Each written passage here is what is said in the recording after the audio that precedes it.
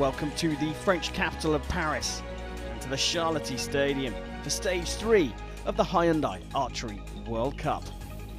This is the final chance to book a place at the finals later on this year in Yankton, South Dakota. Well, it's a brilliant day here in Paris for some high scores on Compound Saturday. We'll be featuring the individual medal matches. The wind, which played its part in qualification for the Olympic Games last weekend, is very, very steady here today. Humidity is a little high, but it's a very pleasant 19 degrees out there. Limited crowd, COVID restrictions being met throughout. And we'll focus on the women's competition in the first part of this session. So we look across the shooting line here. We are down to the final 4. Well, here we have Ellison, Esqueno, Lopez and Becerra, who've made it through. They are our fantastic final 4. And here is what's coming up in this session. We start with the 4 women, 2 semi-finals, followed by the bronze and gold, and rinse and repeat for the men straight away afterwards. Let's take a look at how the athletes got to this stage of the competition. And here are the brackets. Ellison and Esqueno coming through the top of the draw, Lopez, Becerra through the bottom. Winners go on to compete for the gold medal. And here come our athletes for the first semi-final here on Compound Saturday.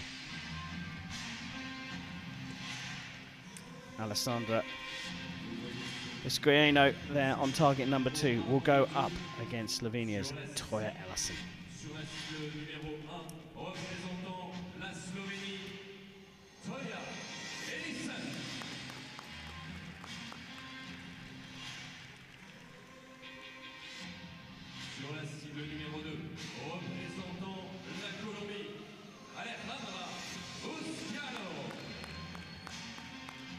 Well, here we have Alejandra Esqueno of Colombia against Ellison of Slovenia.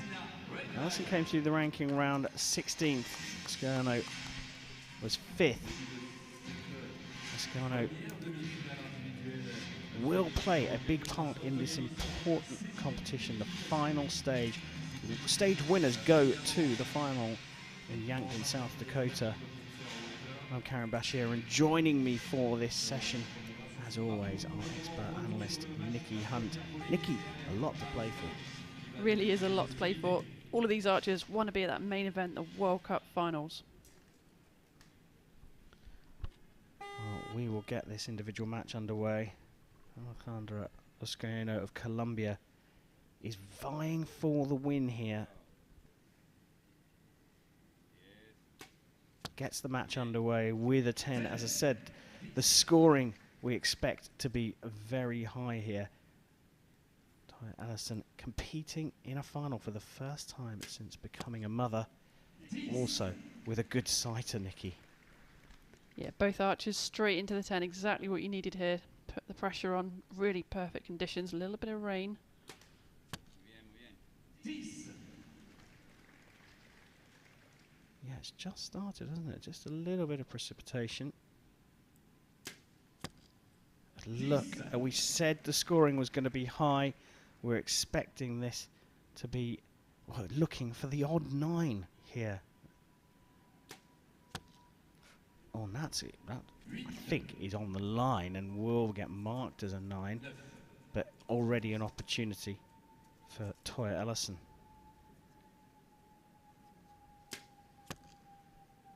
She's dropped it into the 9 as well. So, do you think that rain might be playing a part? It looks fairly light from what we can see. With the compounders, I don't think it's going to really make that much difference. I mean, it can push the arrows down a little bit if you've got heavy rain, but the speed these arrows are flying at, we're at 50 metres. I don't think it's going to make a massive difference here.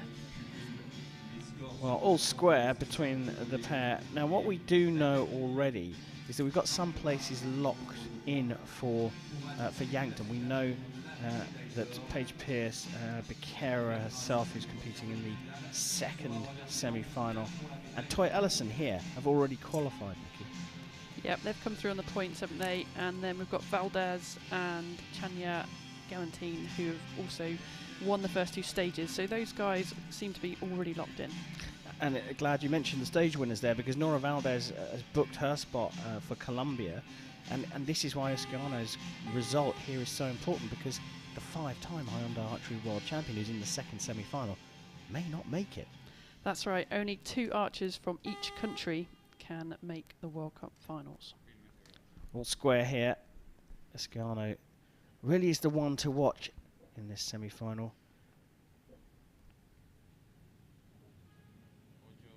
Bit of a longer hold and a little bit of movement up and down there as well. Yeah, not settling quite in. Another low arrow. Yeah, when talking about Escano being the one to watch, it's not because we don't think Ellison's got a chance. We know that Ellison is going to be going to the finals. It's Escano who could upset the apple cart here.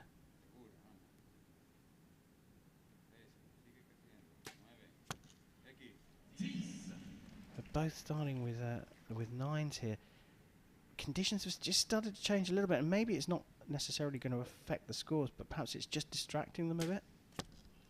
Yeah, I think probably like the pressure they're under as well. You know, particularly Alejandra, you know, really wanting to win this match. It's really important for her. A lot at stake.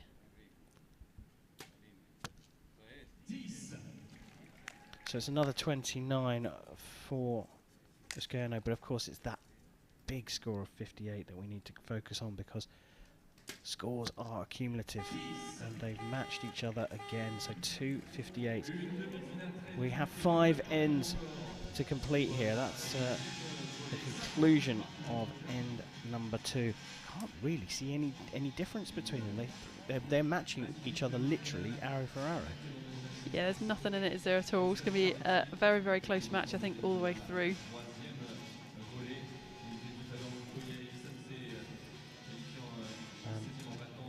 As we look at the coaches, just checking the arrows that have been returned from the first end, and there's that knock you're talking about.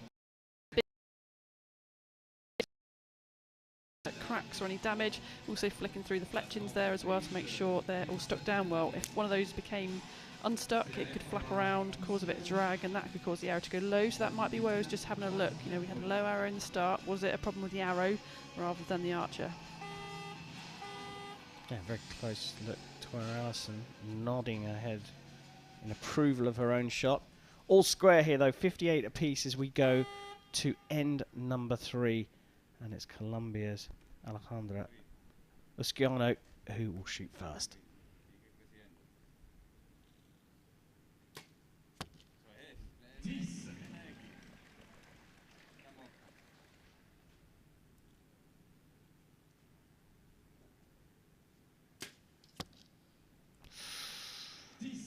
Little adjustment to the sight. Now that is exceptionally close. It's been called a 10 in venue, but marked as a 9 on the scorecard. So I'm guessing that first arrow from Ellison will go to a measure. Yeah, it probably will. Look pretty close to me. I would think it may be in, but we'll have to wait for official confirmation.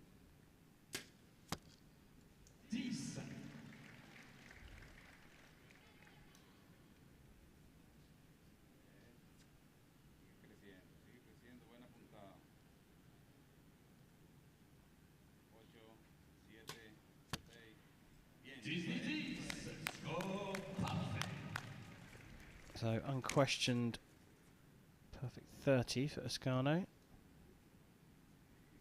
Bit of pressure on this arrow, knowing that that first one's going for a measure, but that's her best shot so far. Looking very determined, Toya Ellison. What's she doing there? Giving her peep sight a clean? Yep, she's probably got a little bit of water in there. Some of the raindrops just going down. She may have a lens in there, so the rain has just settled on the lens perhaps. She needs to clean that out. She can't see properly, so that's an issue. You get different types of peak sights. Some shoot with a little lens in, a clarifier, so it changes the image of the scope. I used to shoot without, I used to shoot like an open hole. And again, you can get a raindrop in those, but you can just literally, some archers carry around a little puffer that you see with cameras, lenses and that sort of thing these days, and they just squirt a bit of air through there, which helps clear that drop of rain out. But yeah, it can be an issue in these conditions. Brilliant close-ups of the athletes here. There is that peep sight being cleaned. We saw with Osciano's shot as well, that type of forces that go through that bow. You saw it vibrating and wobbling. If it hits a resonance, sorry, my physics is a little bit dated now, but if you get resonance, you can see the bow wobbling. And of course the arrow does that as well as it leaves the bow. Does indeed. As the arrow comes out, there's a paradox of with compound, it's kind of up and down as it leaves the bow.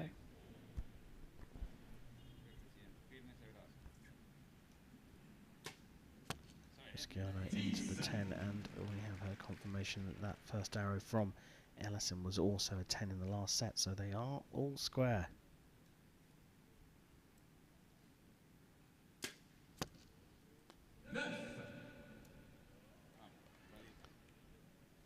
They were all square, and it is now a question of will that 9 be the deciding arrow.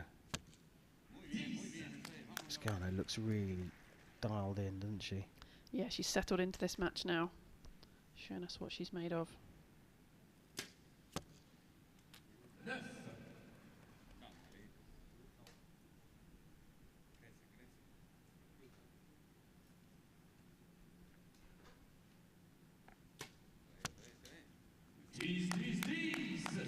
Good grouping and another perfect from Osciano to give her 118. Those 2 9s could be telling. Finishes with a 10 for a 28. Nikki, all indications from our team session suggest that those 9s really do make a difference today.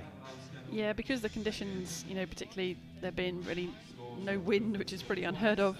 You know, opening up a 9 is a big gap, especially in compound. So, yeah, you know, she's always got to come out. She's got to put the pressure on. She'll be shooting first, and really she needs a clean 30 to have a chance here. Yeah, to put the pressure on, she makes those shooting first. You can see the rain now coming down just a little bit heavier, which may actually be of benefit to Ellison. But let's look at Osciano here, because she is vying for that win. She knows she needs it, and this is a perfect position for her. And after, let's not forget, we had the Olympic qualifier here. These athletes have effectively been in a contained bubble for over 10 days now. And you'd think on the penultimate day, I'm guessing they're going home tomorrow or the day after, that, you know, a little bit of pressure might make a lot of a difference given the lockup they've experienced. Time for the 5th and final end. And it's another 9, this time high. Yeah, I think, you know, mental fatigue can play a part. Like you said, that it's been a long week, and you know, it's who can get all the way through this week on top form mentally and physically.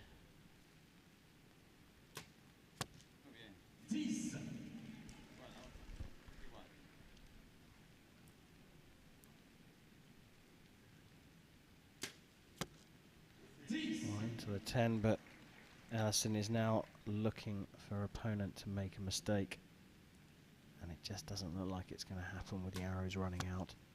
It's the 10th 10 in a row for Osciano.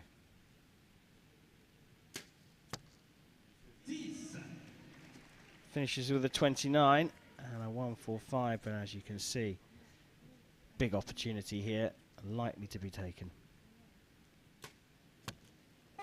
Oh, just drops it into the 9 for a 29, but a brilliant performance from Alejandra Osciano. You have to say, she kept the power down on the accelerator at the right time. Ellison just faltering in the 4th there. 2 9s open the door. A respectful fist bump by the looks of things. Oh, it's going to be a hug. Well, they have been locked up in the same hotel for 10 days in a COVID-secure bubble. But it is Uscano who comes through that first semi-final over Ellison. Ellison knows she's going to Yankton for the World Cup finals. Uscano is keeping her flight booking open. She needs to win to guarantee a place. She's done the first part of the job and is into the final.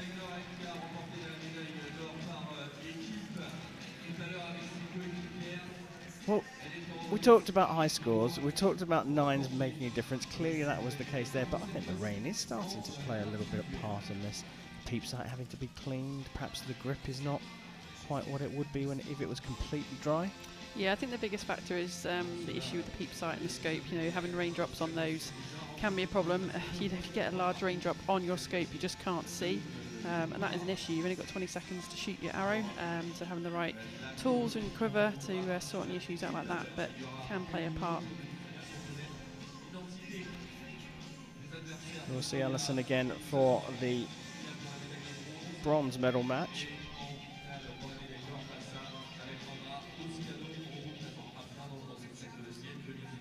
As we take a look back, celebration with her coach and a hug from Ellison as well. Alejandra Busquiano through for Colombia to the finals.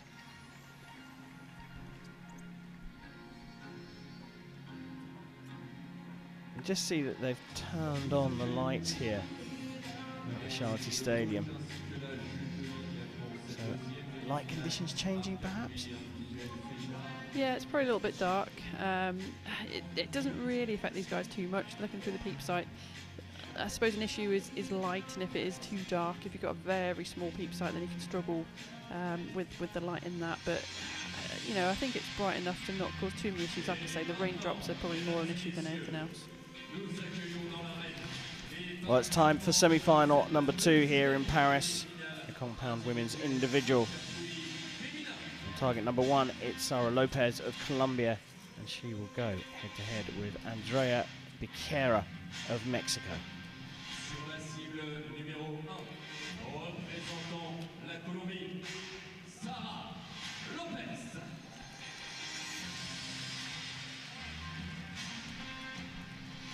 Sur la cible numéro 2, représentant le Mexique, Andrea Becerra.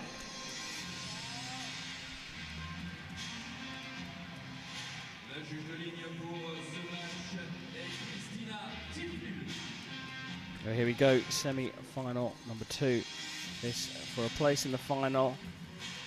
And a matchup against Alejandra Busquiano of Colombia. Potential for an all-Colombian final with Sara Lopez, shot a 6.92 in qualification to be ranked 19th. Came through Ruiz, Pass and Dilat to make it to this stage. Going up against Becerra. A bit of an easier route, despite being ranked at 23rd after the 72-hour qualification round. It will be the 5-time Hyundai Archery World Cup final champion Lopez to shoot first, and she's straight into the 10, making a little bit of an adjustment there straight away, Nikki. Yep, you know, it's fine margins, so if you feel you're just a little bit out, you want to make a little adjustment. These sights are precision, about 20 clicks to a turn. Becerra into the 10 as well. They've got their sights in as the rain starts to come down just that little bit heavier. And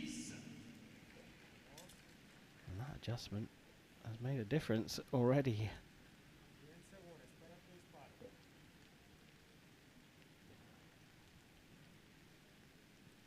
We have a longer hold here. Coach just counting her down.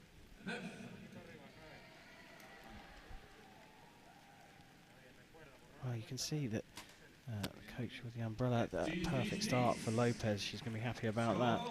3 10s for a 30.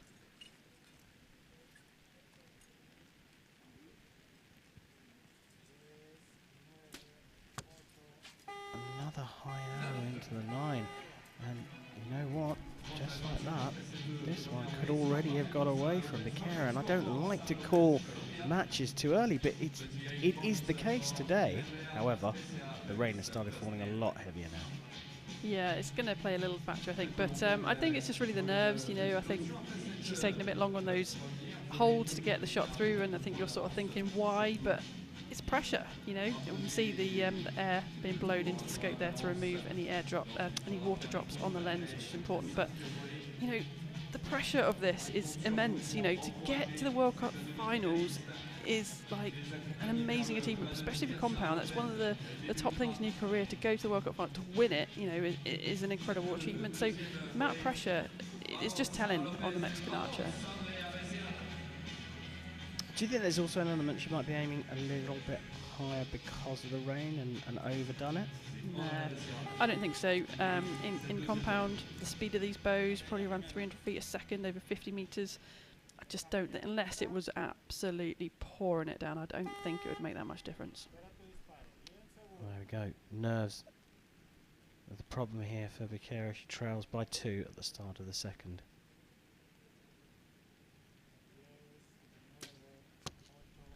Back in 10 for her.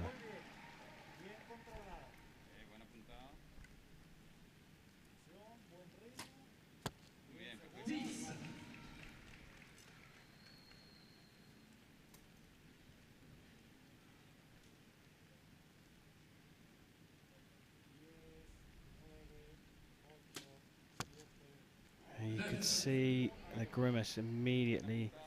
Usually the telltale sign that they're not happy and you're not going to get a 10. But it's the first 9 from Lopez as well. These two, of course, competed at the Pan American Championships a little bit earlier on this year, where to say it was blowy is a bit of an understatement. Yeah, very windy tournament, which caused a few of the jitters, the nerves, I think we've seen from Sarah since. Another 28 for Becerra. That's another 28 there as well, this time from Sarah Lopez. So, again, it's the first arrows in that first end that potentially are going to make the difference to the match. As talk about the jitters. Look, there's no wind here. The rain started to come down. You don't think that's playing that big a factor? You're probably right, but you talked about Lopez and the reaction after Monterrey and those Pan American Championships. Tell us a little bit more. Yeah, I mean, from what we've heard, very, very windy tournament, and I think that caused Sarah a few problems around the execution of the shot. So I think she was basically coming out of that tournament punching, and she struggled with that a little bit through this year, but the conditions here are pretty optimal for her. You know, for it to be nice and still, you're going to get a good hold through the middle. So when you're getting blown around, it can make that execution really tricky. Yeah. The final qualifier for the Olympic Games happened last weekend in this very stadium, and it was pretty blowy then as well. And some of the archers reporting that they just ended up aiming for the middle and letting go.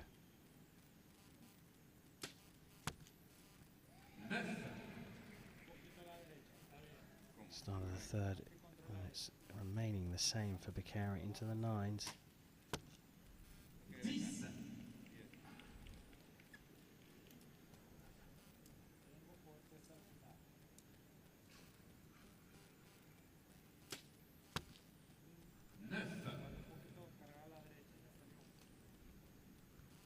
Both archers making adjustments to their sights there.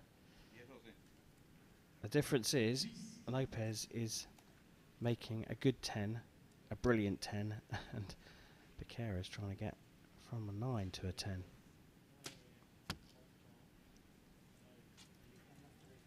Now, indications there is the grouping is looking very good, isn't it? It's just a little low and right. Yeah, I think both of them, to be fair, have been going a bit right. Even Sarah's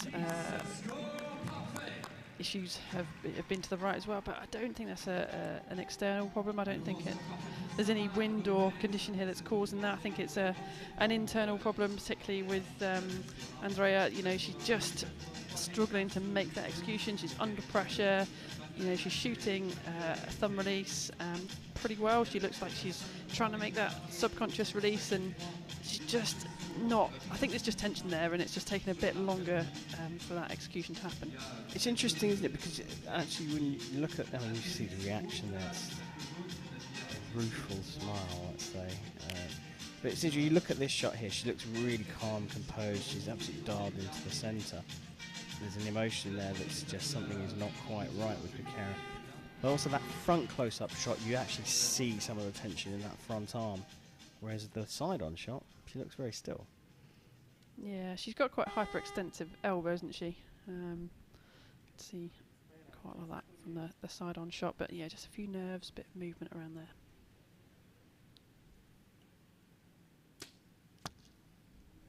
Five-point deficit here. She needs more than 9s against the 5-time Hyundai Archery World Cup Finals champion.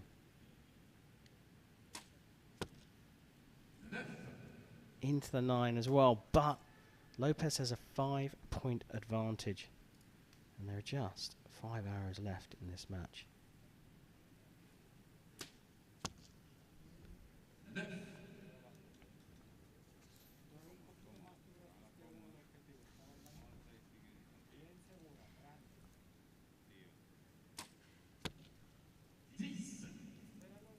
Just adjusting again, having made the 10.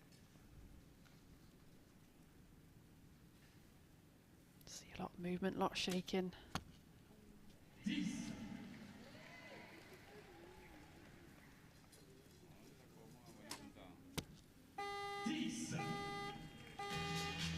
Well, looked like that one was just let go of in time. The buzzer going there?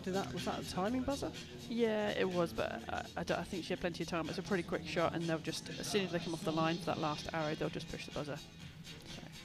Well, there you go. Another 29 from Lopez, and she leads by, well, a massive margin now. 6 points with just 3 arrows left to go. This is done and dusted, isn't it? Go on, Nikki Hunt. You're gonna tell me anything can happen, aren't you? Bar a big issue, you know. The old TPs come back, bit of target panic. You never know, but it just makes it interesting. Yeah, no, you're right. I mean, it's certainly not over till it's over. But this is, you know, if we're going to expect a continuation of normal service from Sara Lopez, this is done and dusted. 6 points is impossible. She's one of the best archers that has ever been. We don't expect any issues. Becerra needs to put some pressure on with some high scores. She starts with a 10. That'll give her some comfort. Let's not forget, even if she loses this, she has to come back and shoot for bronze, Becerra. So she needs to get herself set for that.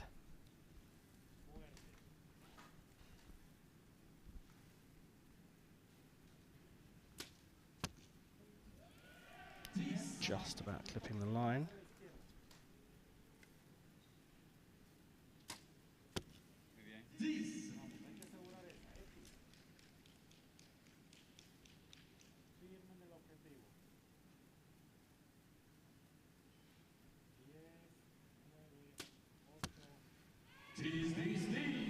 Well, finishes with a confidence boosting 30.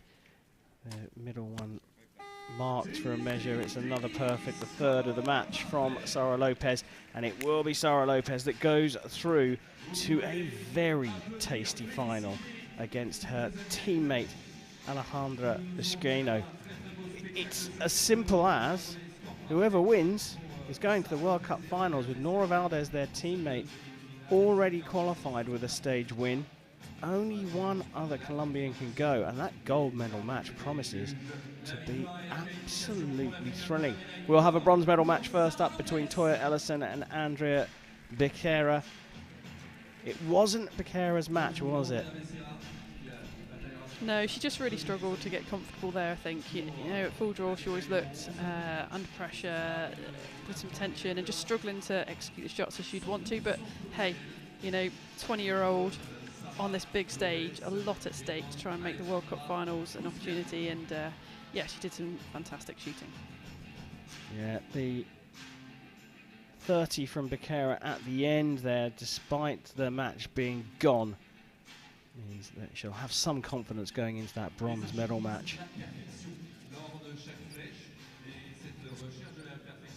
Let me take a look back over the match here. No sign of, how did you call it, the teepees. Yeah, she looks fine, and she should do as well. You know, conditions are pretty good, not much wind around. She's going to be settled fairly nicely on that gold in the middle and just making her shots happen. So no reason to have an issue. She's just, you know, she's so experienced. She's been here so many times, and you know, this is her stage really. No one else has done it better. You know, what's important for her is she wants to get to this World Cup final, because at the moment she's tied with Brady Ellison for World Cup final wins. They've both got 5 apiece. Brady's booked his spot. Sarah's needs to get her spot as well, so they can fight that out again and have that going on. That's a fantastic little rivalry they've got going. Yeah, absolutely. A few of the Indian delegation here looking on. It's a very limited crowd here in Paris, but of course the archers and their teams are still here. And there may be a reason for the Indians being in the crowd. More on that a little bit later.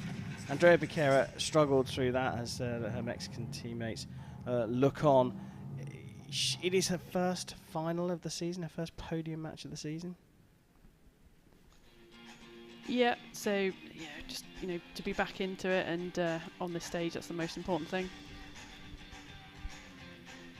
Yeah, so, and finishing with that 30 will give her a good boost as she prepares herself for a bronze medal match against Toya Ellison.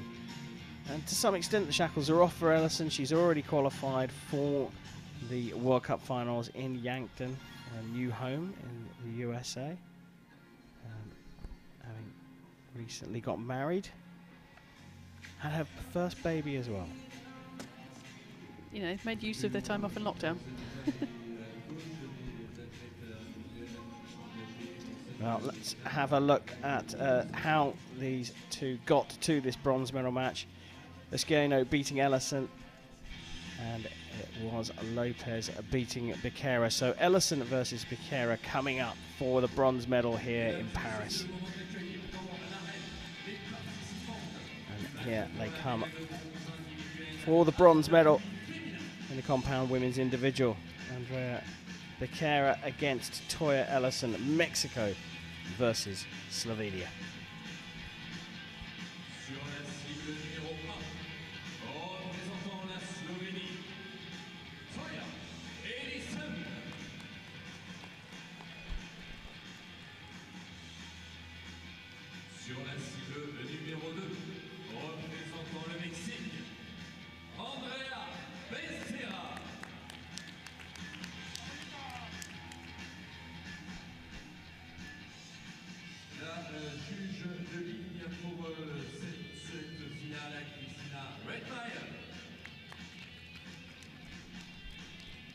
Well, given their respective performances, you have to fancy Ellison for this one.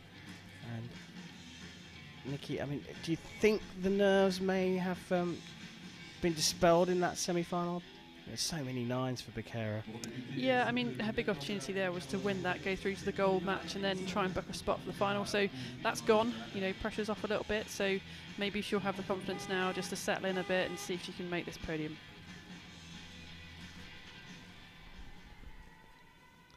Well, here we go. Who's going to get bronze in Paris? It'll be Toya Ellison of Slovenia to shoot first.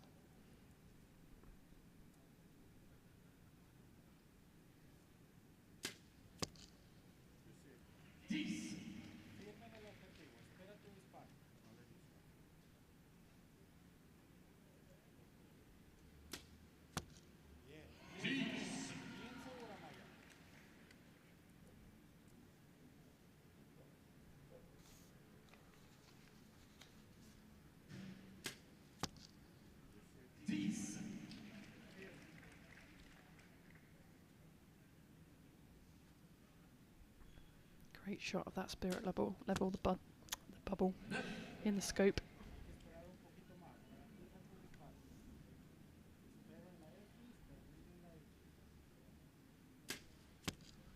It's a perfect start for Ellison. Can't be matched by Becerra. But she's back in the middle. All those arrows a little high. that's something that can be adjusted, but it is a bit of a confidence booster for Becerra. Surely she's hitting in the same range now. Yeah, she looked a bit more comfortable. You know, starting off with a 10 is going to help as well. Maybe, you know, she just got a bit more of an oomph back, and that's why they've gone a little bit high. She might just been losing a bit of the power, getting a little bit soft perhaps in the match before, but she seems back on track. World number 16 and a world medalist as well.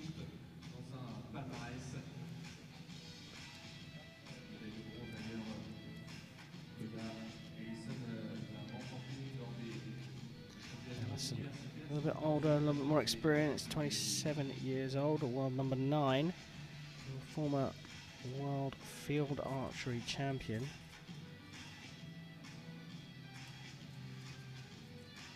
So Becerra will shoot first because she's trailing.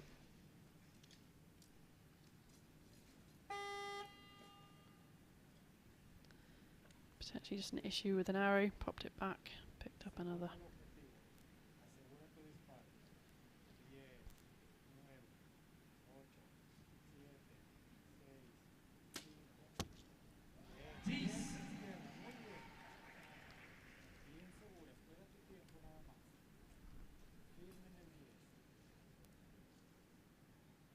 I think there's a bumblebee just trying to settle on the yellow bow. Well, that's got to be slightly distracting, isn't it? Absolutely, yeah. Yeah, it can be distracting when you've got bugs and flies and things that could potentially sting you as well, so you've got to stay in your own bubble, stick with the shot.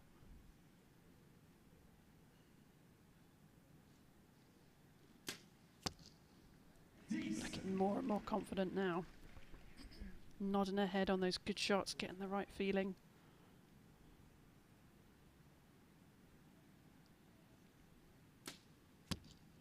Score parfait.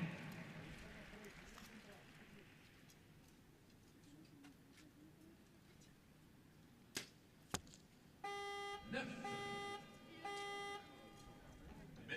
score que lors de la première volée, mais inversé cette fois-ci. Score parfait pour Andrea Becerra, la Mexicaine, 29 points contre Yolisa, ce qui fait 59 partout. Rien n'est joué dans cette finale pour la médaille de bronze. On parlait des champions universitaires, mais il y a aussi Well, it's shaping up to be a good one here. Ellison and Becerra all tied up at 59 apiece. Now, interestingly, in the box we've got the coaches, very small delegations here in Paris, have been for 10 days through the Olympic qualifier and for this final World Cup stage, and there is the B. There obviously was a distraction, but only after Ellison had released her arrow. That's how focused they are. And there's the fist bump. A fist bump of some note, because that is Ellison's dad. Definitely keeping the delegations small there.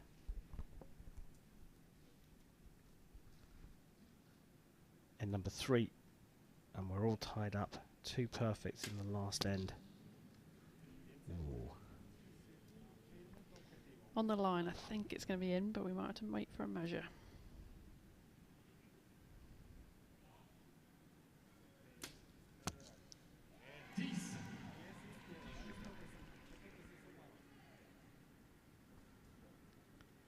Well, I think you're right. I think we are on 69 each here. But there was a little cheer from the Mexican contingent in the crowd.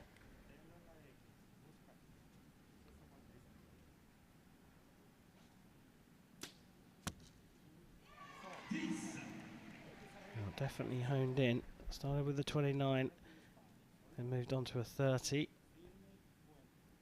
Ellison the other way round.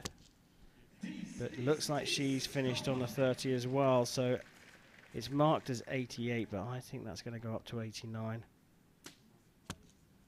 And there is another perfect for Becerra. She's hit a rich vein of form here, Nikki. Yeah, she's now just settling into a rhythm.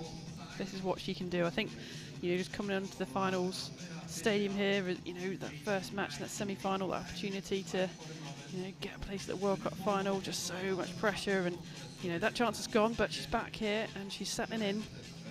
Good performance from both these archers. Hope just checking over the arrows, making sure there's no issues with those knocks. I think she had an issue in an end earlier, to chuck the arrow back in the quiver and grab another one quite quickly.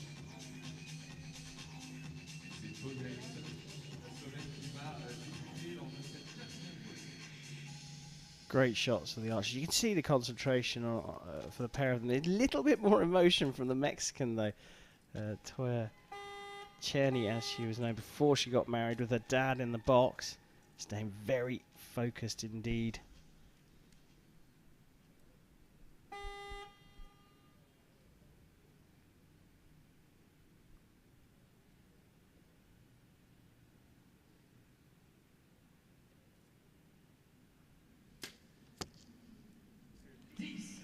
Getting that head nod now. We know when these are going to hit the 10. She picked that up from someone else, perhaps. I know the feeling when you know when your sight is on that gold and you feel like you're just hanging on the shot and someone just breaks the string. That is the perfect shot in compound. You just hang in there and someone cuts the rope and it's gone. That is the feeling.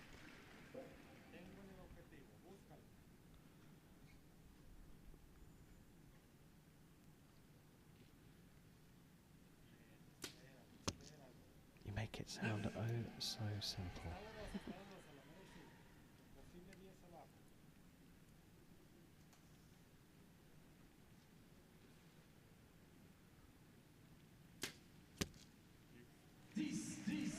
Perfect score. Well, another one.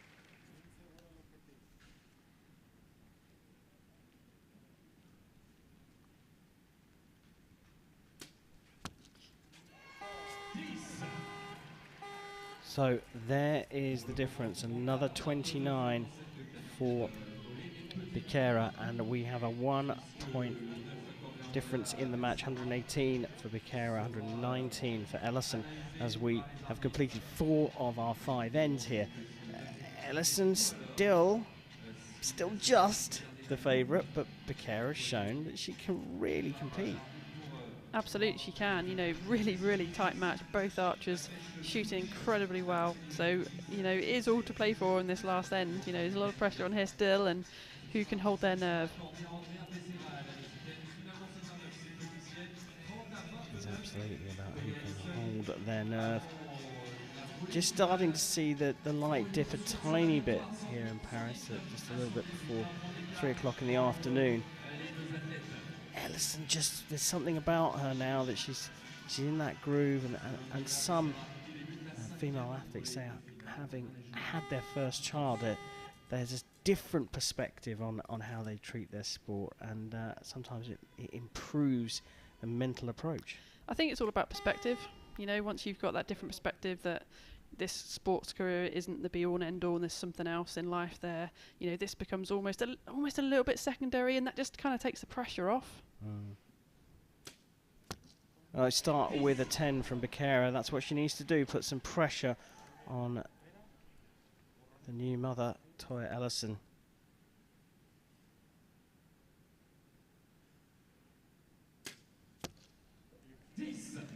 I think also with perspective, Nikki, there is also a different kind of appreciation for being able to do something like the sport that you love for a living. It's enhanced when you have children. Yeah, don't have any of my own, so only the 4-legged variety with a tail. The best kind, some people say. Well, 10's all on the board here. Becerra's just got to hope for another one. Bit of a longer hold. It's drifted up into the 9. So a 9 is going to be enough for Toya Ellison to take the bronze here in Paris.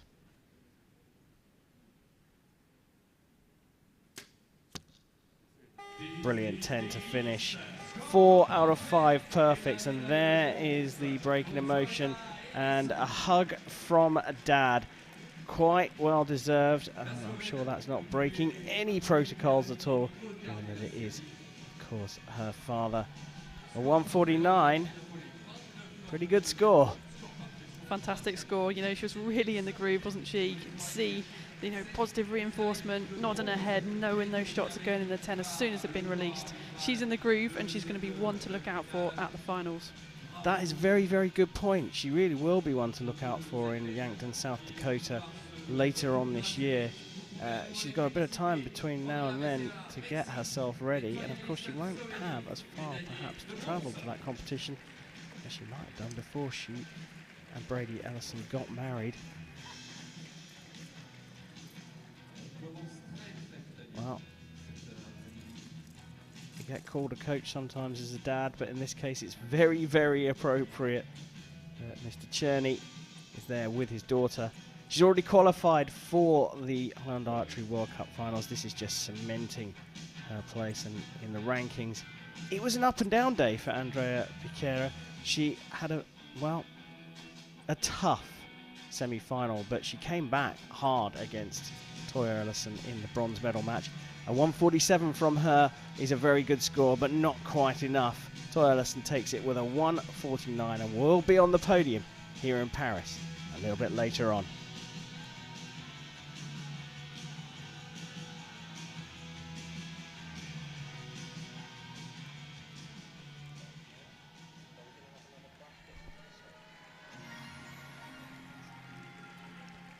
So bronze all sorted out. Toya Ellison of Slovenia bagging that medal.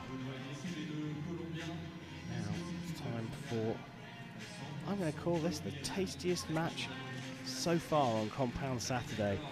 So much at stake, and you can call it an intramural affair because two Colombians are going up against each other. Am I right to be fully excited about this one? Absolutely. You know, this is it. This is the match who decides who goes to the World Cup finals. What an absolute nail-biter. Compatriots, you know, who is going to win? They know each other, I'm sure. You know, we're inside out, so going to be an exciting match.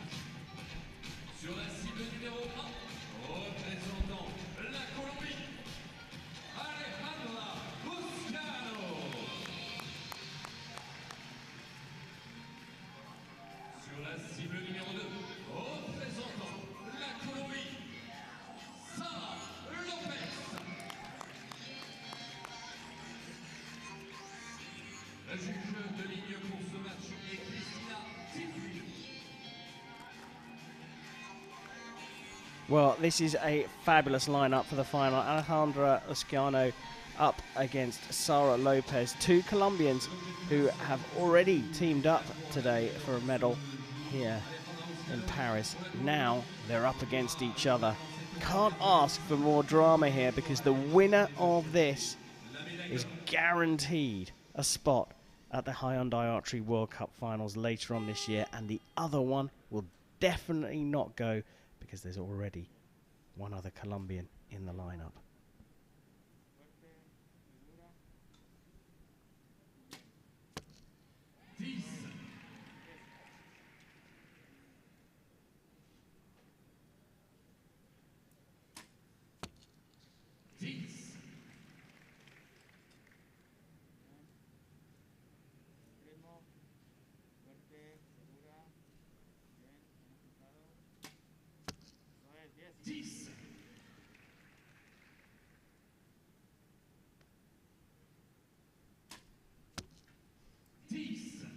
Well, quality was always going to be right up there.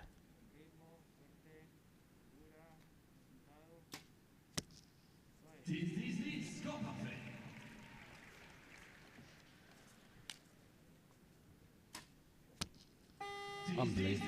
I mean, it's not just that they're 10s, it's the quality of the groupings. I mean, we knew this was going to be high quality, but this is an impressive start. It's really just going to be about, you know, who drops points. You know, I think they're just smiling at each other there and enjoying the moment. Just, yeah, incredible archers. They've been a fantastic team through this season. Really, really strong. I think, you know, getting out there and shooting as a team, being out on the finals field regularly, you know, those kind of experiences really make you a lot stronger. So I think they're both pretty comfortable up here, but so much at stake. It really is. It's palpable, the tension, but the two of them, as you pointed out, are sort of smiling towards each other, and there is a real bond in the team. We heard Lopez talking after the team competition where they teamed up together to win medals here in Paris, and she talked about it's all about the Colombian flag. One of us winning is Colombia winning. Absolutely. You know, what makes you stronger and better as an archer is the people around you that push you. That is the most important thing. If one person in a country on their own will not be as strong as a whole cohort of people coming through and pushing you all the way.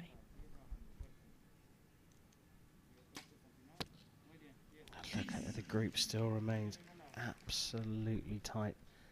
Bottom right of the 10 and top left of the 10. Again, another fantastic shot into that group.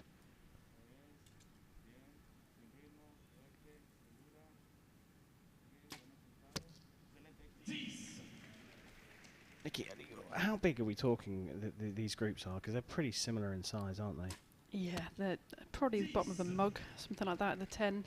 It's an 80 centimetre face, and, you know, they're well within those, aren't they, even? So, yeah, I mean, a large coin, perhaps. Yeah, you know, it's a couple of centimetres. Those last two arrows, funnily enough, from the pair of them, just widening the group ever so slightly. So you might be going from a 2 centimetre to 3 centimetre wide grouping. 230s again. You're right, you called it straight from the beginning. This is going to be about how many 9s they shoot, because they are right in the centre of the target. Now here's something for you. 5-time Hyundai Archery World Cup champion Sarah Lopez. Fantastic. Yeah, she's undoubtedly the key player on this particular circuit in this discipline. But here, Alejandra Esquiano is also a World Cup champion, and she won it in 2013 here in Paris. There's something special about Paris for Alejandra. There really is. You know, to come back to Paris again, you know, is this her place? Is this her city? Is that going to make her win this match, get back to that World Cup final? And is it playing on Sarah Lopez's mind? You know, she knows that Paris has some magic for her teammate. She'll be job in hand in her bubble, her and the target. Nothing between them. Neither of them have missed the 10. A little bit of a reset there for Esquiano. Plenty of time though.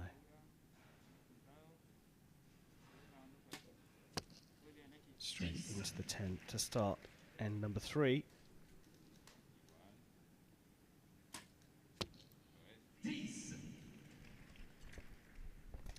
Not only the 10, but X10s. So that little circle in the very centre still scores a 10, but we call that the X10 qualification. That would split you between someone else if you had the same score who was closest. But that might be the first sign, an arrow that might need to be measured.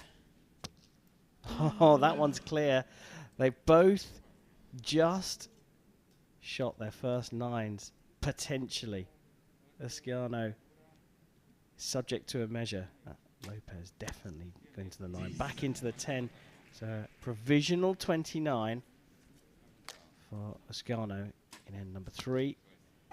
It's a definite 29 for Sarah Lopez. So an 89 for Lopez confirmed. Okay, Nikki. Come on then. Is it a 9 or is it a 10? Oh, it's so close. It's so close. Oh, the magnifying glass is out now. That is exceptionally close. I think it might be in, you know. So the judge here, they've got to look from both sides, and if they can't see, you know, there's a gap.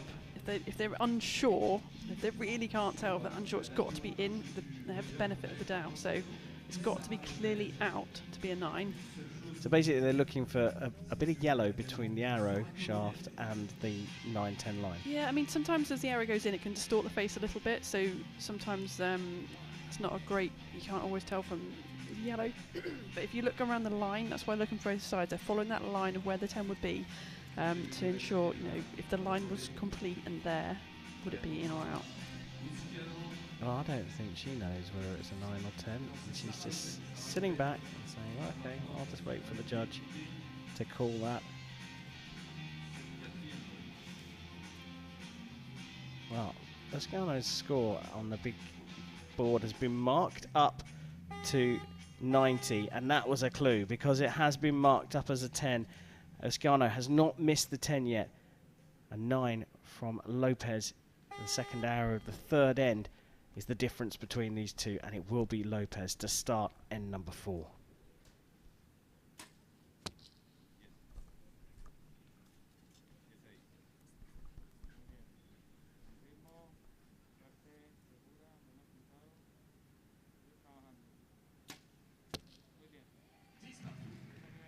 Well, you have to marvel at the quality these two archers are producing.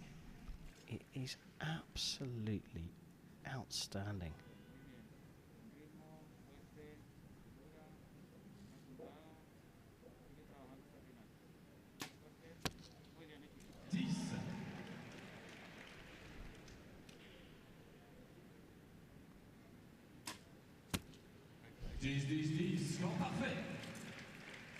We're back to a perfect.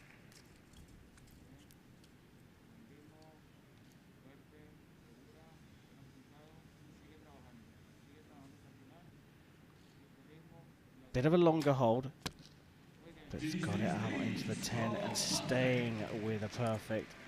This is completely brilliant. There's nothing you can say other than it's spectacular shooting from the pair of them. If this comes down to just 1-9 from this archer here, Sarah Lopez, it's a harsh way to not go to the Hyundai Archery World Cup finals. Yeah, and how far out was that 9? What, maybe half a centimetre, you know? It's just a few millimetres, wasn't it? And that, yeah, it's just the difference between, you know, winning and losing this sport. It's so tight, and you just can't comprehend what's at stake. To go out and win those World Cup finals, you know, is a massive thing. And the key thing here is that Nora Valdez, the third member of this strong Mexican team, has already won a stage, so she's already qualified, and only 2 archers from one nation can compete. A maximum of 2 archers of one nation can compete at the season-ending finale, which is why whoever wins this is definitely going, and whoever doesn't is definitely not. Can't even do it through ranking points. Critical now for Lopez. She trails by 1 as we go into the 5th and final end. She needs to keep the 10s flying to put pressure on her teammate, and starts very well.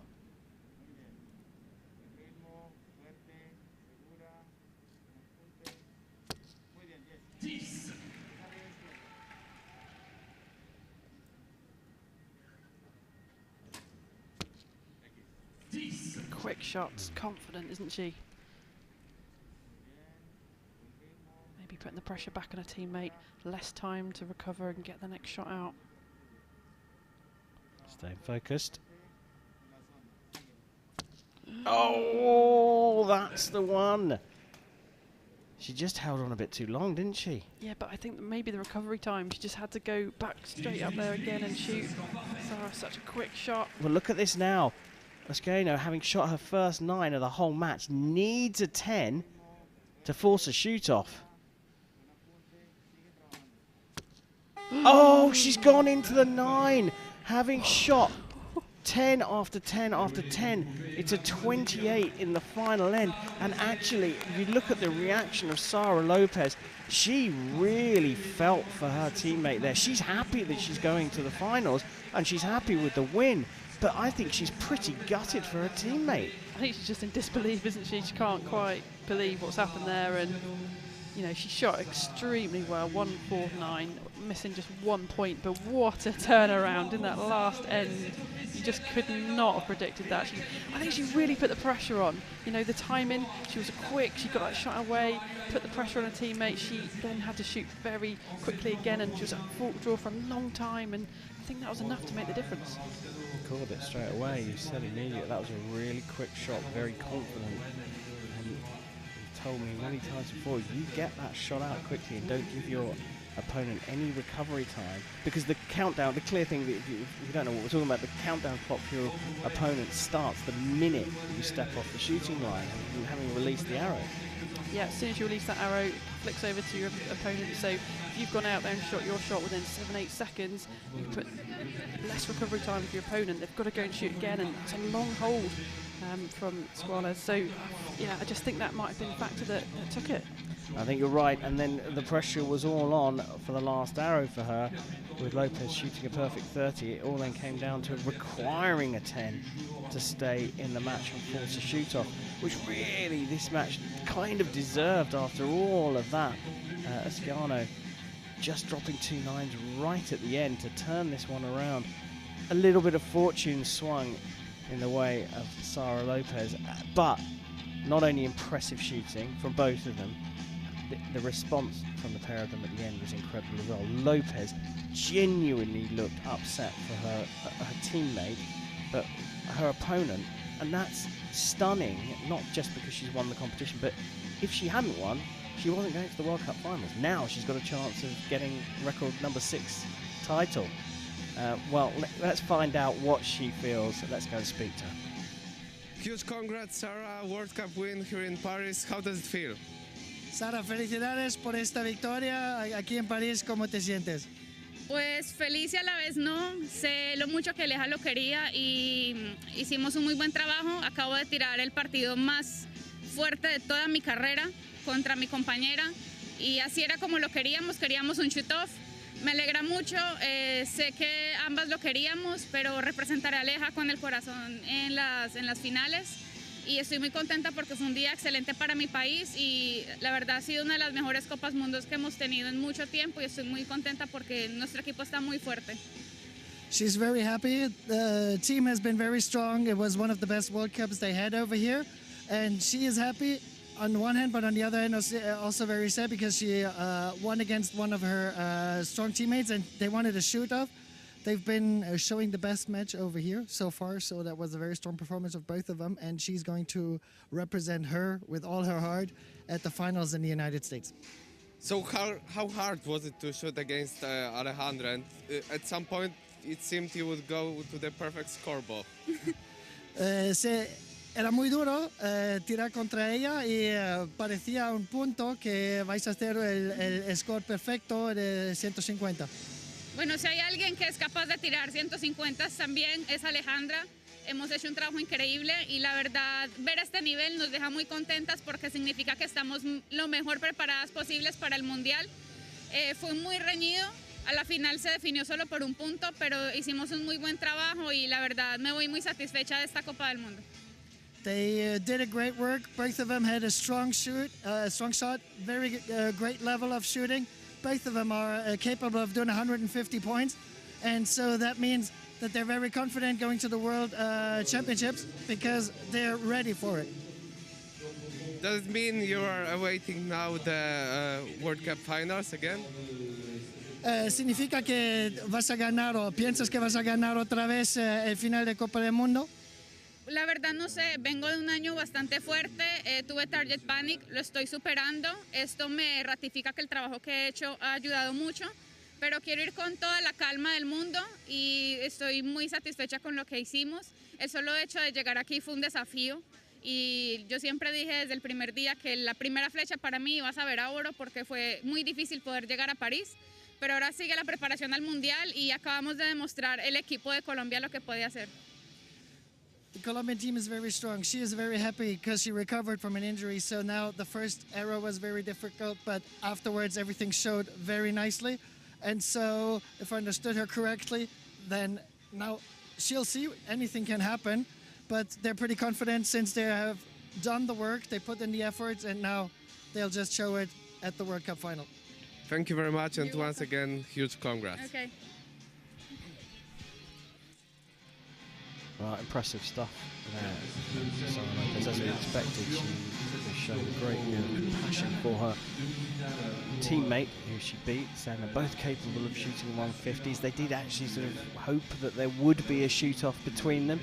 That's not how it panned out, but she also said that she'll be shooting not only for herself but also for Uskieno at the Hyundai Archery World Cup finals in Yankton a little bit later on this year. Now, what the translator didn't say is, I could translate one phrase there, which was target panic, and so she mentioned target panic in there. Well, he referenced an injury, I think is how he put it across, isn't it?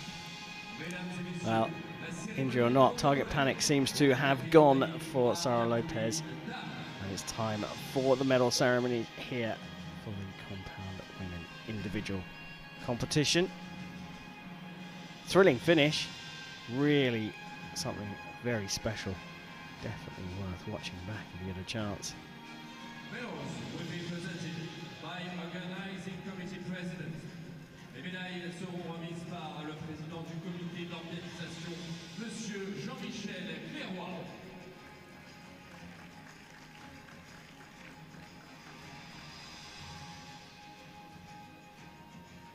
Medals presented by the president of the organising committee. Done a great job to be able to put on not only this competition but the final Olympic qualifier last weekend.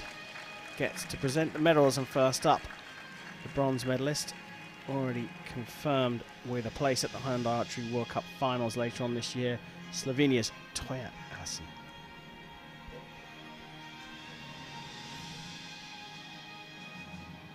Well, bittersweet moment for the silver medalist here.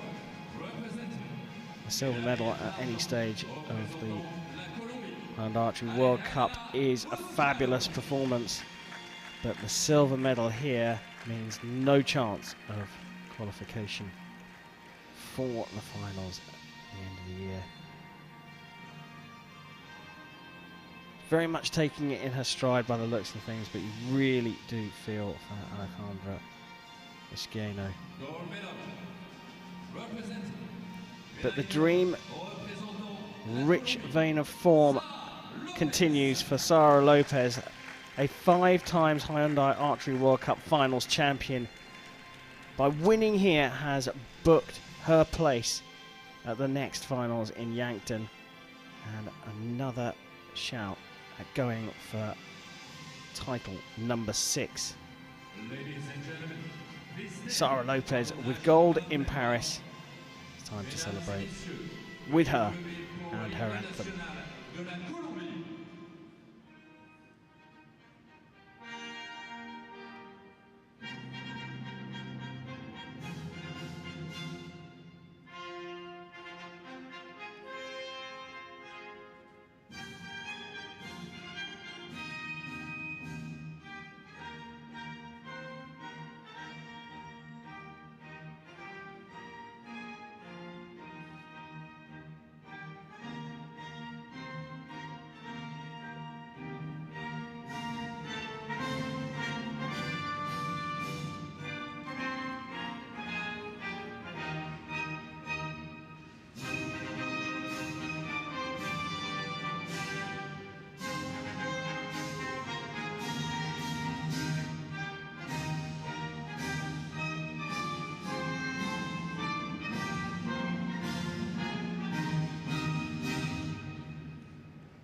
Ladies and gentlemen, please give a warm round of applause to our athletes.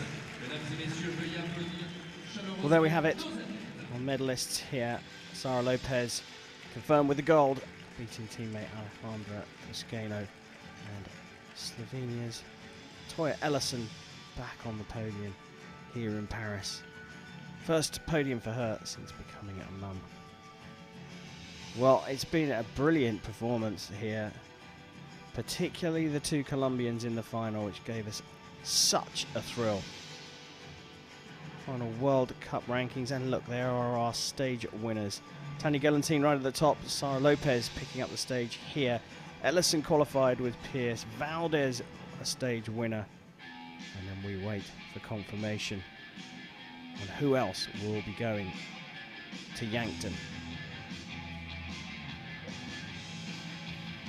So that's it for the women's discipline. And here we take a look back over that final. I mean, it was just an incredible match between these two. And it was Lopez in the end who just did it. Usqueno, having shot 10s throughout, her final 2 arrows were 2 9s. And that meant that not only did Lopez win here in Paris, but she's also qualified for the Hyundai Archery World Cup finals. Stage winners going to Yankton. She will team up with another Colombian, Nora Valdez, who's also been a stage winner. Return to archery. Strong Colombian team presence in Yankton later on this year, including the 5-time former champion, Sara Lopez. That's it for the women here on Compound Saturday. Coming up very shortly, there will be time for the men.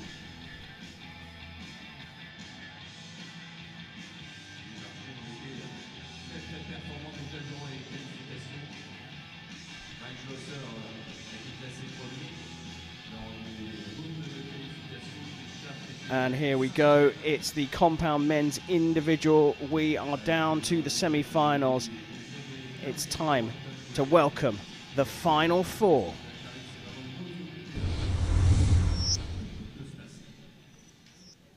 Well, they may be opponents, but they are mates. It's Schlosser and Schaff in the first semi-final, and it's Verma and Buliev in the second. It is a fabulous final 4. And let's take a look at how they got to the semi-finals. Schlosser coming through the top with a 150, goes up against one of his very best mates on the circuit, Chris Schaff, who won in a shoot-off. It's Verma of India, who also had a shoot-off to get to the semi-finals against Buliev. Another shoot-off from him. So 3 of our semi-finalists are here through a single arrow shoot-off. And here come chums for semi-final number 1. They are very good mates on the circuit. Huge amounts of respect between the pair, but they're up against each other. It's Mike Schlosser from the Netherlands, Sir Perfect, up against Chris Schaff, who is on a rich gain of form himself.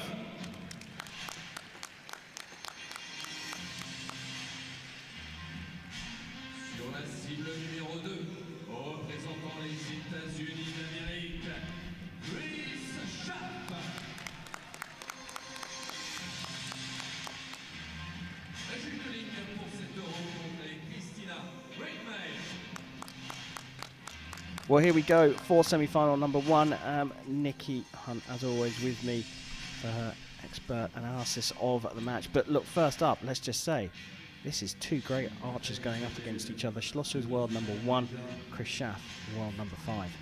It really are 2 amazing archers. Mr. Perfect has been really nothing but that this year, with final 4 appearances, all 3 of the World Cups, and has not been beaten in qualification this year. Yeah, I mean, these are the 2 form athletes, I would say, at the moment. Schaff took a bronze in Guatemala, but it will be Mr. Perfect, Mikey Schlosser, to get the semi-final underway.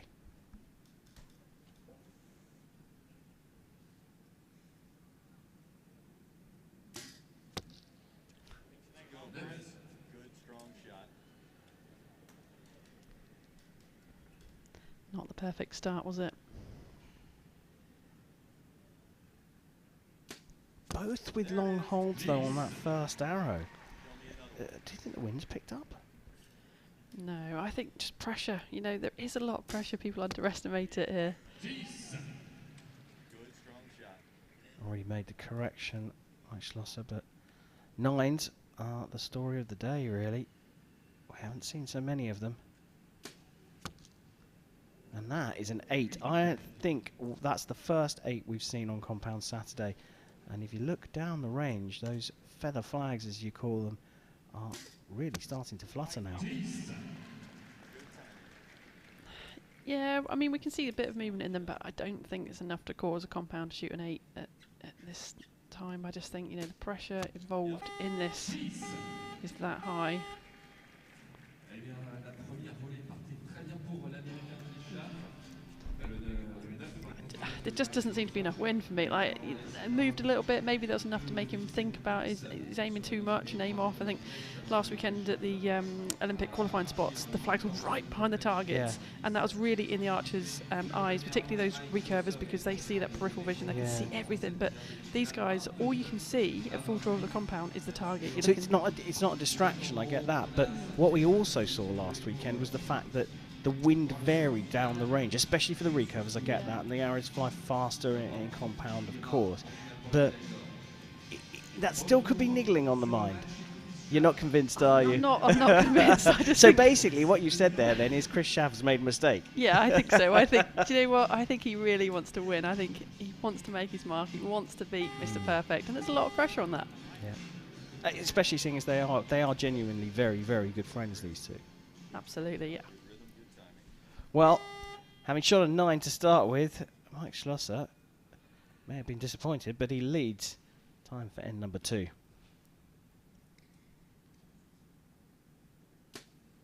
Yep. 10.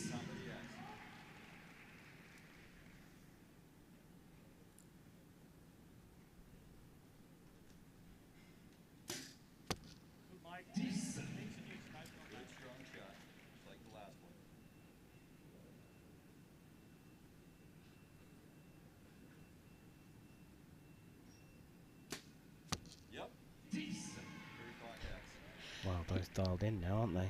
Wow, I was going to say he wasn't happy with that. He was like, oh, okay, then, like, he didn't think it was going to go there, so I'm not sure his sight is still set perfectly. Do you know what? I read something different from that.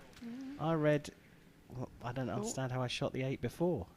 You know these guys better than me, though. Chris Schaff has thrown in the lowest single arrow score of the day, but finishes end number 2 with a brilliant group in the 10.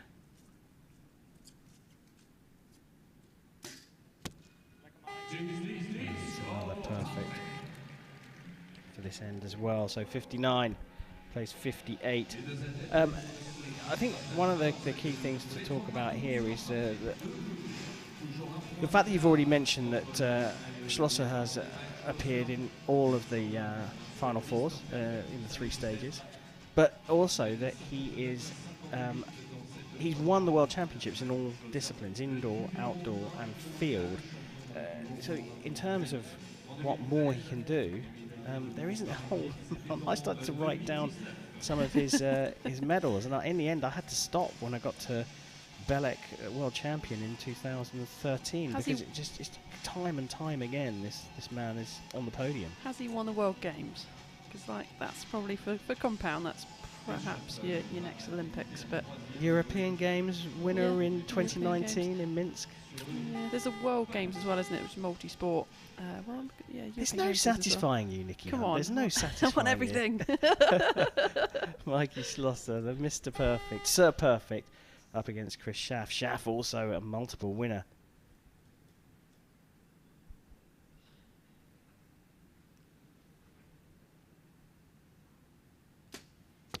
And worth noting, with that 10 to start off end number 3, Chris Schaff was a finals winner in Samson in 2018. Turkey. Schlosser not happy with that for some reason, making an adjustment, and this is how much these guys strive for perfection. That even in the 10 they'll be looking to make tiny adjustments, 2 X's in fact for Schaff.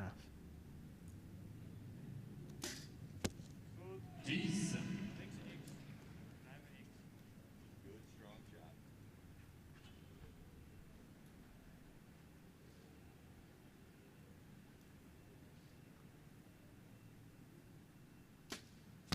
Yep. 10, score parfait. Well, they got rid of the nerves by the looks of things, the pair of them. Second perfect score for Chris Schaff. Second perfect score for Michael Schlosser. Still just 1 point between them. Well, we've been saying on Compound Saturday, it's all about the nines and reducing the number of those. In this case, it's a slightly different story because Schlosser started with a 9 and the second arrow from Chris Schaff was an 8, and since then, a pair of them haven't missed the centre of the target.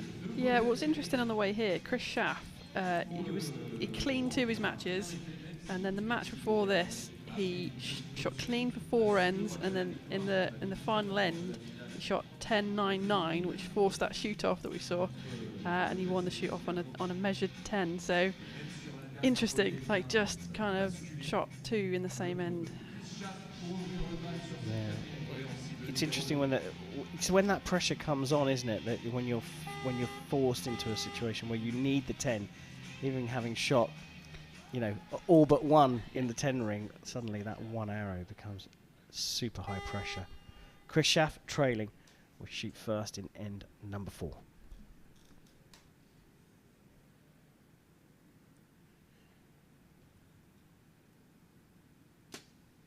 Yep. 10.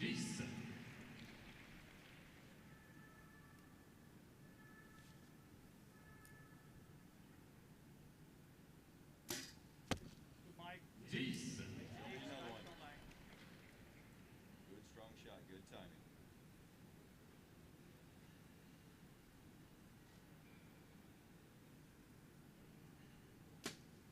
Yep. Excellent.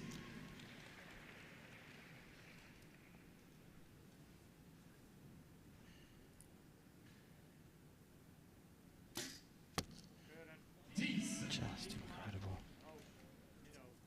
1 straight arrow from each archer is the difference here. And when I say straight, I really mean that in a complimentary way, because they're still very close to the centre of the target. It's another perfect for Chris Schaff. 118. Is he going to live to regret that 8? 3 perfects for Sir Perfect. And 119 for him. We know that Schaff has actually qualified for the finals along with Pagnoni Gontier and the rising teenage star from Denmark, Mathias Fullerton. So, no, Mr. Perfect on that list of confirmed qualifiers. Yeah, because he won his stage 1, so he's a confirmed. Stage 2, he's a confirmed qualifier. He made the gold match in the first, but lost it to Braden Galantine. So those 2 make up the other spots. And so Schaff, Pagnoni, Gontier, and Fullerton locked in as the ranking qualifiers. But if Schlosser were to go on and win this competition, having won 2 stages, that does release another ranking place. That's right, yes, that's going to change things. So there you go. Still a lot to play for here. Perhaps even if you're not in the semi-finals and in the final 4. End number 5. Yep. Schaff again in the 10. Now that 8 is starting to stand out on the target face. Show me another one. Good strong shot, good timing.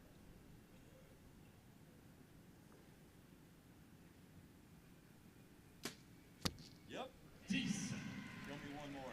Keeping the pressure on. And he takes a tiny error here from Mike Schlosser.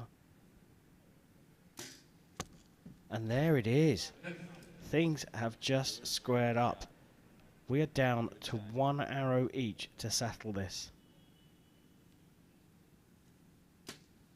Yep. In the 10. Now the pressure switches over to Mike Schlosser. He needs a 10 to stay in the match and force a shoot-off. He gets the 10. This match deserves this, I think. It's been absolutely stunning. 2 9s from Schlosser, a single 8 in the first end from Chris Schaff, and we end up at 148 apiece between these two. Nikki, absolutely deserves to go to a one-arrow shoot-off, and I know how much you dislike them, but they're really exciting. Love a shoot-off. Yeah, I think all the quarterfinals, apart from Mr. Perfect, went to a shoot-off. You know, the standard is just that high. So yeah, what a great match we're going to have. I'd love a shoot-off. One arrow each, closest to the middle, nail biter. Yeah, no, but and a just way to finish this match between two form archers who are up against each other as mates, and really perhaps the easiest way for them to settle what is a little bit more than a friendly rivalry, let's face it. Pair of them going to the World Cup final, so this is about bragging rights. Well, number 5, Chris Schaff, looking on. They're cleaning the target faces, so basically they are putting new faces up. So if we go to a measure, there's no other holes in there. Mike Schlosser trying to visualize. Nikki, at this stage, what's going through your mind?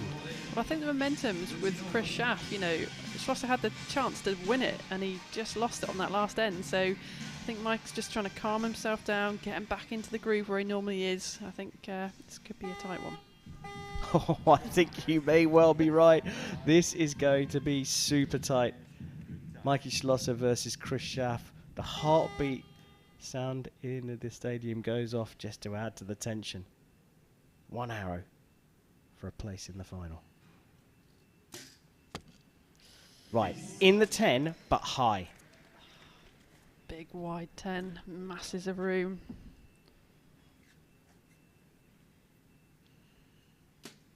Chris Schaff, that is closer for me. It is a 10-10 shoot-off, but Chris Schaff is closer to the spider, right in the center of the target. Nikki, you were right. The momentum changed at exactly the right moment for the American. Yeah, I think that really helped him. Maybe Mike Schlosser was just going for the effect that he wanted each of the colours from this year's World Cup stages. He's got his gold, he's got his silver, now he's going to go for his bronze. So all of a sudden you've gone from harsh taskmaster, demanding more from Mike Schlosser, and now you're being generous and saying, well, it's deliberate, he just wants a bronze medal having got gold and silver. There's a bit of Jekyll and Hyde going on here, Nicky Hunt. Chris Schaff has done it here. He's made it through the semi-finals. He will be in the final, and now we're going to find out who he's going to face. Let's have a look back on how he did it. And that was the curious look. Now, I read that as him saying, I don't know how I shot that 8. You didn't. I think he didn't shoot a great shot on that particular shot and was like, how did I get in the 10? That was for me, but... yeah. We're going to have to go and ask him. Yeah. I'll bet you one lemonade that he was thinking he can't quite believe why he hit an 8. But it swung towards him, the momentum going his way in the final end. A 9 dropped by Mikey Schlosser for the first time since the first end, opened the door, forced to shoot off, and Schaff was just closer to the centre of the target, with both of them having shot 10s.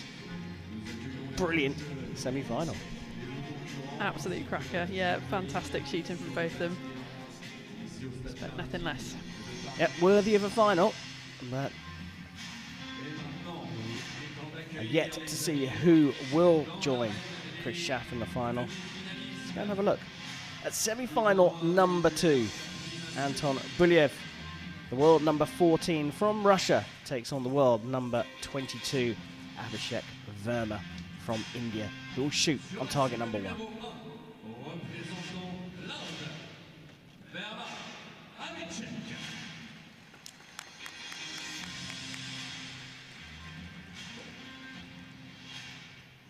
Sur la cible numéro 2, représentant la Fédération de Russie, Anton Bulyev.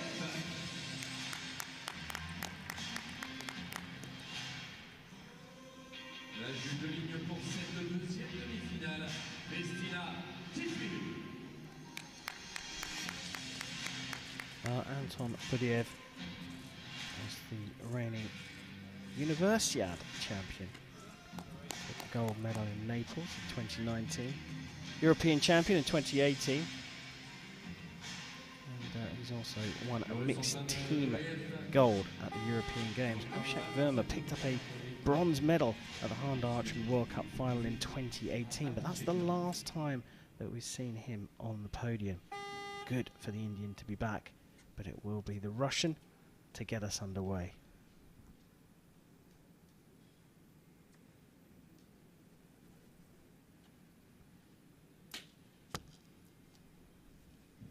Sighter of a 9. Now we saw that in the other semi-final.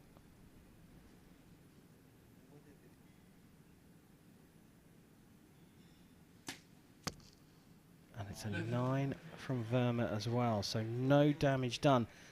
The story of the day has been about how good the conditions are and how many times you shoot outside the 10 ring.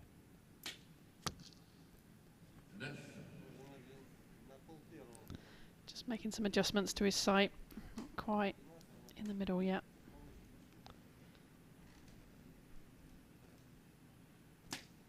As Verma adapted, he looks like he hasn't quite adapted, but I think that's nicked the line. Yeah, I'd agree. Catch a line and you get the higher score, so that is why we see Verma 1 point ahead, and it could be critical. Buliev has found the centre of the target now, but a 28 means Verma could lead after end number 1. Now that, I think, is even a harder one, and there you go, it is being measured. My gut feeling is that's hit the line, but it's a lot tighter to call, isn't it? Yeah, I think that one might be in as well, so we'll have to wait for the official confirmation, but I think he's been lucky on those. Yeah, so the adjustment that made for the second arrow wasn't quite enough, but the light just sort of nicked the line and got a bit of a fluky one. Clearly, he then made a bigger adjustment, and it's gone the other side. I think that's probably the luckier one, isn't it? Yeah, quite possibly. It's got a really curious technique. You know, we saw this a bit earlier, and I think what he's doing is he's coming into anchor, he starts his bow arm really low, and then you start to see him move his bow arm up. And I think... But we're talking about Buliev here, or are we talking about Verma? Buliev. Yeah. I think as he comes up, he's coming up. As soon as he sees the gold, he's hitting that trigger. I think that's how... He's forcing, he's punching. Yeah, I think that's his technique, because it's really interesting how, you know, we see a lot of movement in that front arm. He comes up very high, anchors very high, up in the corner of his mouth, which is unusual. And then we see his front arm move up, and then it goes. He shoots. I think that's what he's doing. Well, we have to look out for that. I think that's a really interesting point. Another one is we should really have a camera in the commentary box, because for those of you that don't know Nikki, she's going through all the actions herself and showing me and demonstrating what's happening. So if you hear little bumps on the mic, that's Nikki pretending she's holding a bow. Former world number 1 here in the commentary box, bringing you the analysis. And there you see the back arm just dropping in. Bow arm going up. Yeah, I mean, he clocked it absolutely beautifully. So that was a markup for Abhishek Verma to a 29 in the previous end. And he's back on the 10. So a 29 start for Verma, 28 for Buliev. Get a better view of what Nicky Hunt's been telling us about. There's the front arm going up. Oof. Best shot so far from him.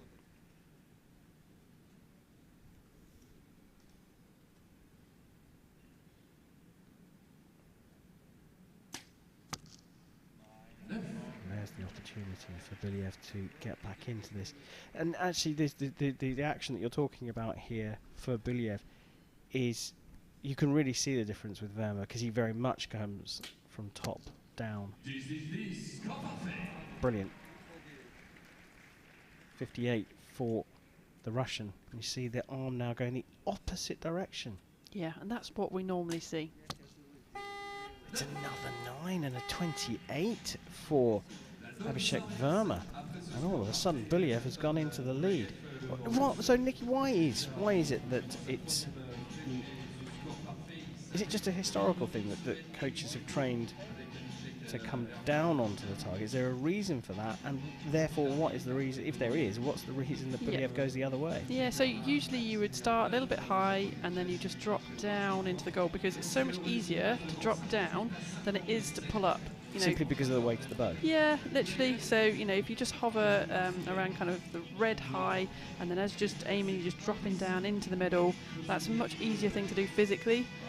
I think, this Russian is just starting low, again, because he's shooting that wrist release with that first finger on the trigger, bit of a contra shot, bit of a punch. I think he's just starting really low of the target, coming up into the gold, and then not long after that, hits the trigger. I think that's how he's managing it. I think we need to keep watching that, because I think actually what he's doing all of that, he's coming up to the centre, and it possibly goes just past it and then drops back down again. It's a tiny little movement right at the end. You tell me, I certainly think I saw that on at least one of the shots. Verma, though, trailing here with the more traditional setup for his shot, 57-58. And the Indian drops it into the 9 again. That's the third one in a row.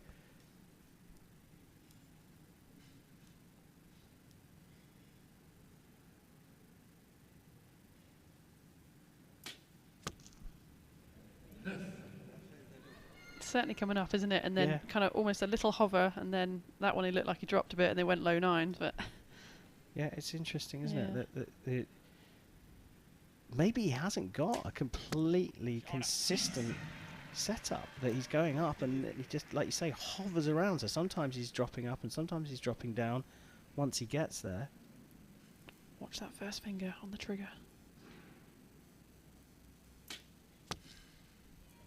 Wow, the door has opened here. Both of them conceding opportunities, and now they're all tied.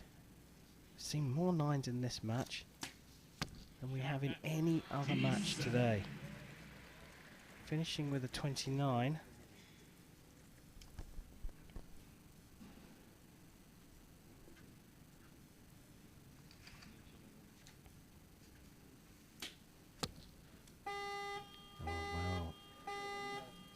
Okay, look, having seen these archers shooting so well, having seen the scores being super high, why?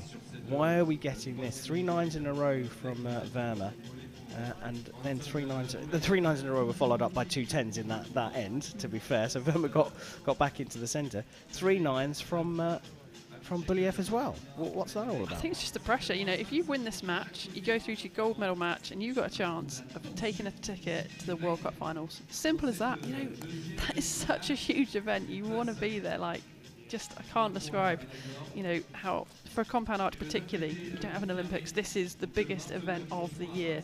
You want to be there. And it's a huge pressure. Yeah, I mean, I hear you. I absolutely hear you. It just seems... I don't want to call it a convenient excuse, but it does seem that is literally what it is. The pressure on these archers is what's forcing the mistakes. And I've said it time and time again, this is not just about shooting 10s. This is about a mind management job. You've got little time to recover from a mistake and no time to celebrate a success. Yeah, absolutely. I mean, Verma hasn't been on the scene since Vegas 2020. That's a long time to not have done an international event for. We can train and practice, but recreating this kind of pressure is just so difficult. It's almost impossible. Buliev trailing coming into this. Shot first.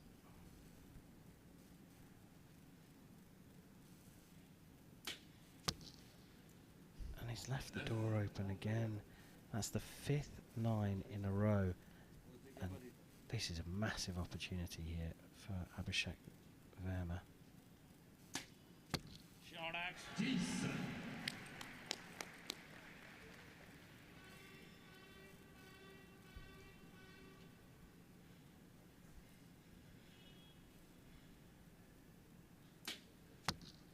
Yeah, just coming up that time. No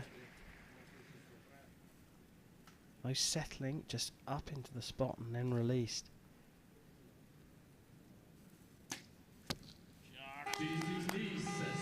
Well, a perfect for Abhishek Verma. When the door opened for him, he has marched right the way through it. This is a commanding lead given the situation. However, the pair of these have shot 3 nines in a row already in this match. So let's not write off Buliev just yet, but certainly you prefer to be in Abhishek Verma's position. Yeah, 3-point lead up and into the last end. I mean, that's a really good position to be. Like I say, usually you'd feel comfortable, but both of them have shot a few nines through here, so anything could happen. You just got to try and keep your nerve. Remember, the winner goes on to face Chris Schaff for a gold medal and a place at the Hyundai Archery World Cup finals a little bit later on this year.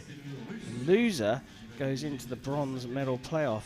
Now, there are ranking places available here for the men, but there's also the potential that ranking spots will become available because Chris Schaff at the moment is a ranking qualifier. So if he wins here, he opens the door for another athlete. End number 5, Buliev trailing by 3. Back in the 10s for him. Needs that for the pressure that he has to put on Abhishek Verma.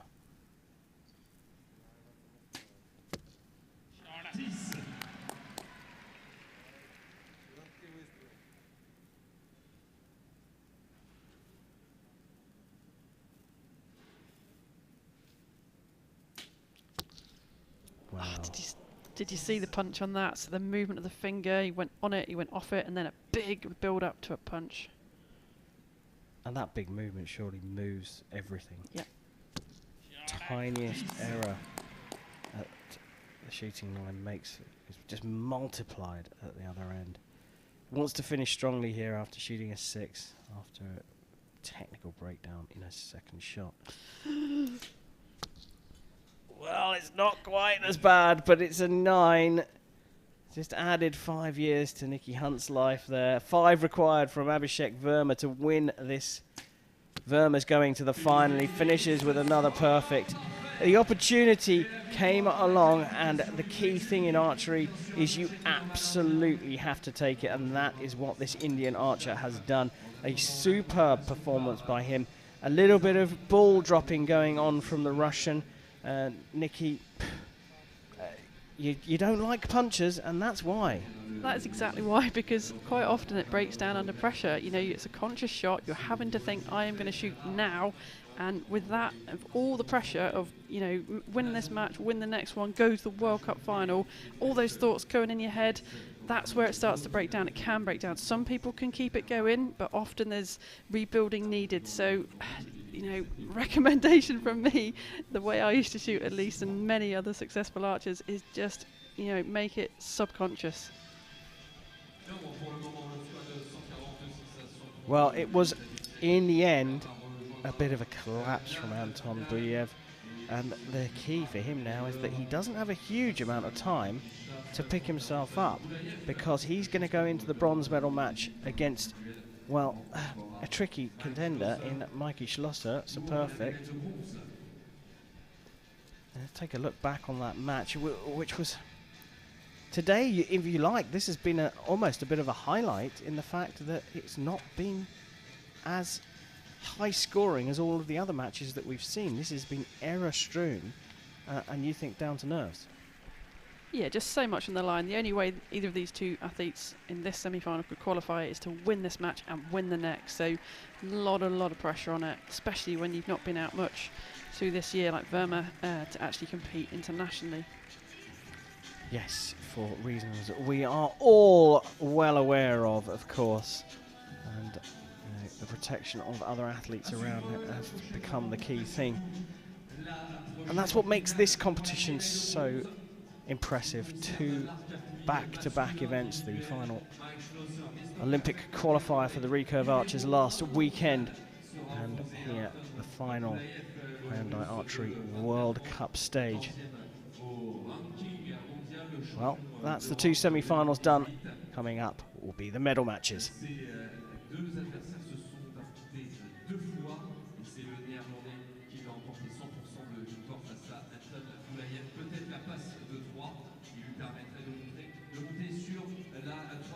chevelu podium. Et puis, Wojciech Vermaak, donc champion d'Asie. Une fois en individuel en 2017 et 3 fois par équipe en 2013, 2015 et 2019 sera opposé bien sûr à Chris Schaaf. Ce sera juste après la finale pour la médaille de bronze. Restez avec nous parce que dès les demi-finales, on a assisté à un superbe spectacle, beaucoup de suspense.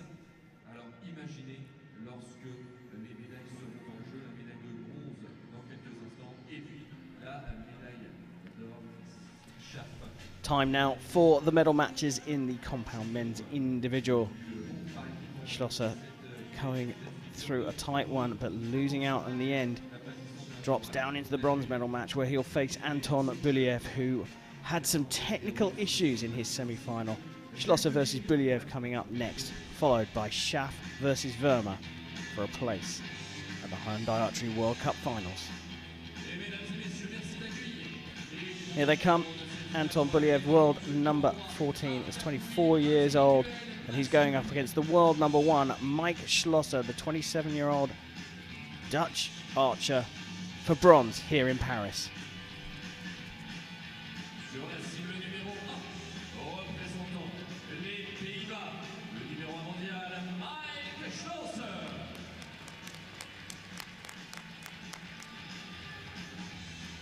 Sur la cible numéro 2, représentant la Russie, champion d'Europe 2018, Anton Buliev.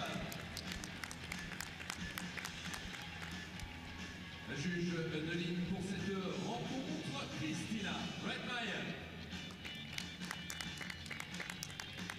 Nikki, after the semi-finals that we saw, heartbreaking defeat for Schlosser, coming through against his teammate, his good mate, the American Chris Schaaf in a 148-148 shoot-off, double 10, impressive shooting. Buliev finding himself here having shot a 138 in his semi-final. This has got Schlosser bronze written all over it, hasn't it?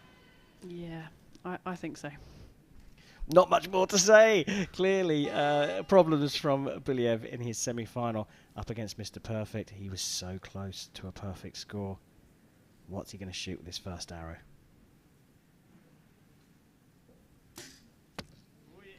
Now that sets things up. I think if I was Buliev right now, I'd want to go and shoot on a blank boss somewhere on my own and not be stood in front of all these cameras.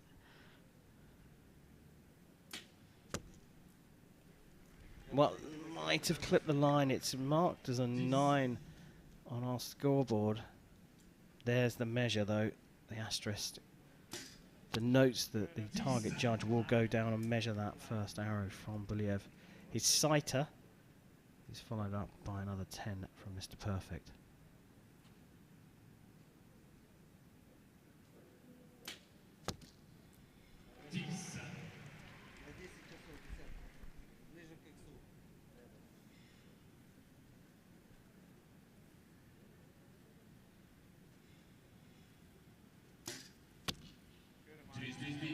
Well, come to expect it. Perfect score for Mike Schlosser.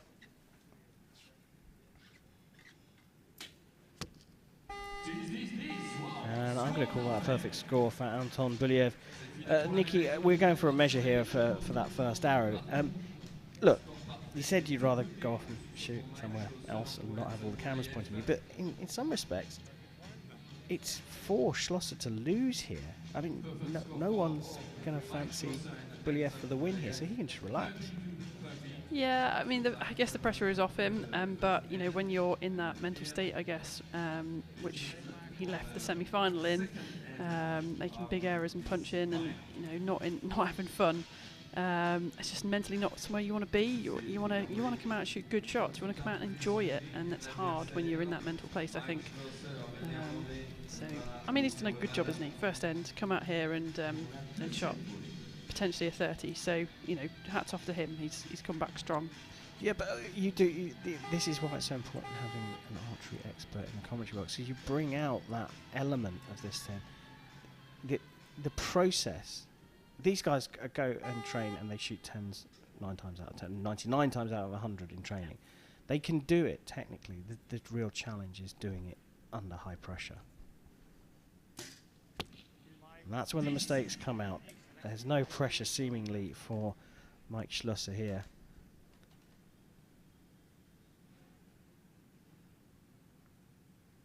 See that unusual, unorthodox setup for Buliev, who did get his 9 marked up to a 10 in the first end.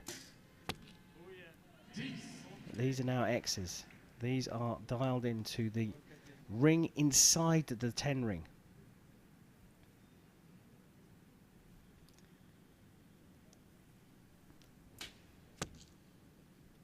Another close one.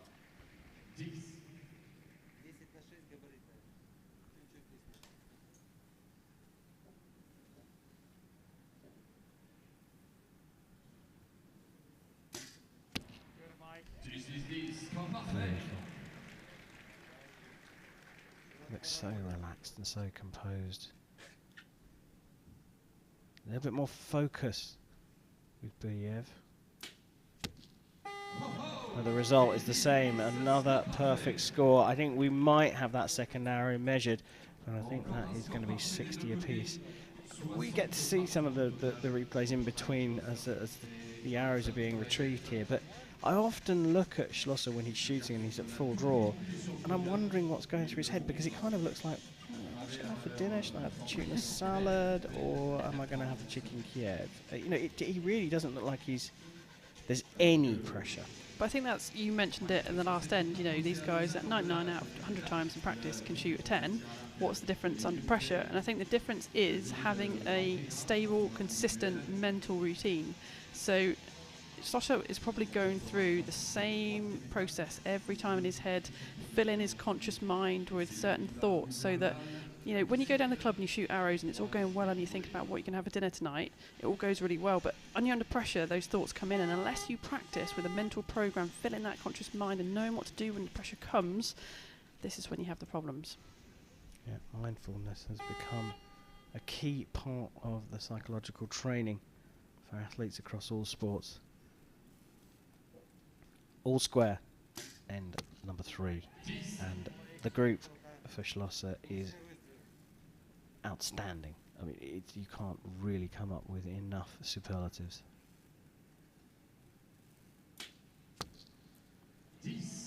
Buliev's is good as well. It's not, you know, it's not that his is bad. It's very good. It's just that Schlosser's is better. Yeah, that wasn't a great shot. A little bit snatchy, I think. Didn't like it, but still a 10.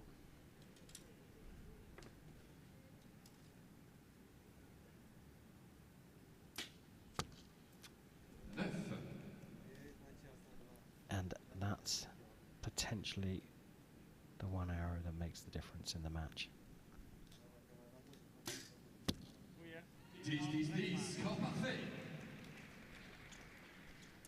Checking one of the knocks there. Schlosser, here's the final arrow. He's just shot a 9.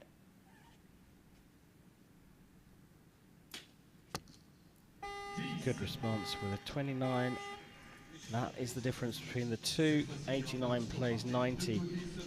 Okay, I've been dying to ask this question since you said he wasn't happy with that shot. What are you looking at to see that he's not happy with it when it flies into, you know, less than a centimetre away from the spider? Well, a lot of it is his reaction. You can just tell from his reaction. It wasn't, and it was just like the movement he had afterwards as well. Like, it wasn't a smooth kind of follow through. That's another shot. Yeah, head nod. It was a kind of difference in the follow through. It just wasn't as kind of, watch that. That was a good one. That was kind of clean and through. Don't know if we'll get the replay on the other one that we saw, a little bit difference in, but I think that might have been it. Just maybe a little bit different balance of the shot, something, you know, he wasn't quite happy with it, and he has been drilling the X, and that was the first sort of bigger 10 he had. You know, this is the level of this guy. Yeah, no, this is the thing that, and for those of you that don't know, you're listening to a real expert, former world #1, competed internationally both in compound and recurve, Nicky Hunt. You know what you're talking about, Nicky, and now you're coaching as well as having the added benefit of doing a bit of physio when you've got some spare time. And that means that Nikki knows all about the different structures, not only of the hit as a technical coach, but also as someone who understands the physiology.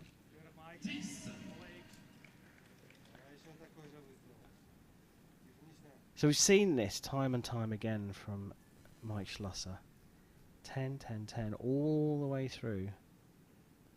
On for a perfect score with the last arrow and drops it into a 9. Yeah, we did. We definitely saw it. I think it was Guatemala. I remember. But can he shoot Mr. Perfect? At the moment, it's all looking very good indeed for a perfect score. And the bronze medal, of course.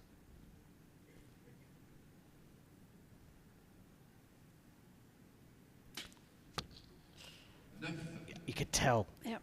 That little movement. So he got to the point where he's going to aim. His brain said, shoot now. And he went, ooh, and flinched. And then he did it again. And that's why it was a 9. Pressure off now a little bit, which sometimes is a bit of a distraction. Now, you know what's going through Mike Schlosser's mind here.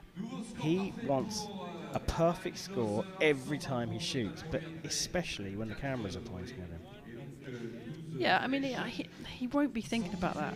He shouldn't be thinking about that, at least. Like, it's interesting that the other ones have been in the gold medal matches. Is the bronze a little bit less pressure? I don't know. From his perspective, I don't know whether he would have found this a little bit of a, I hate to say it, sort of a little bit of an easier match. He knows Chris Schaff inside out. He knows how good he is, but maybe he's coming to here a bit more relaxed about it. And can he hold it together? Can he shoot a perfect in a final scenario? He does it all the time through the rounds, through the eliminations. But like you say, he normally drops one in the last. So he needs to show people he can do that. Yep. He does. I mean, the win is the win. It doesn't matter what the score is. And you see, the thing is now you've got me thinking semi like an archer, that if he does shoot a perfect score, like Schlosser, he's still not going to be happy because that one arrow that he didn't release properly. All perfectionists. Anton Buliev shooting first in the 5th end of the bronze medal match, trailing by 2.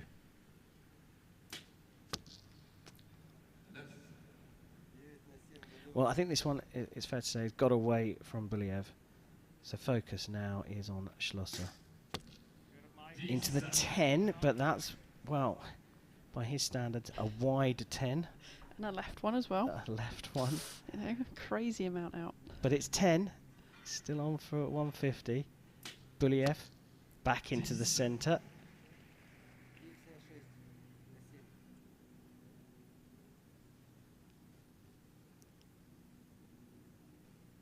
Oh, hello. Little bit of a longer hold, but he's in the X, and maybe that's an indication of why he had something. He had a spider on the peak of his hat. Oh, there you go. So this for a 147, which is an excellent score, and he gets just that. So a 147 for Buliev, 4th place for him, because he's sure that Schlosser is going to get more than an 8 here. He's done it! He's got the 150. A perfect score in a medal match is exactly what every archer wants. Mikey Schlosser is the bronze medalist here in Paris. What a performance in the semi-final, losing in a shoot-off to Chris Schaff, but what a performance in the bronze medal playoff. A 150 maximum score to get the medal here in Paris. And there is confirmation. Mikey Schlosser is the compound men's bronze medal winner here in Paris. Nikki, he's great. I just don't even know. There's no question to ask here because he is just a stunning archer.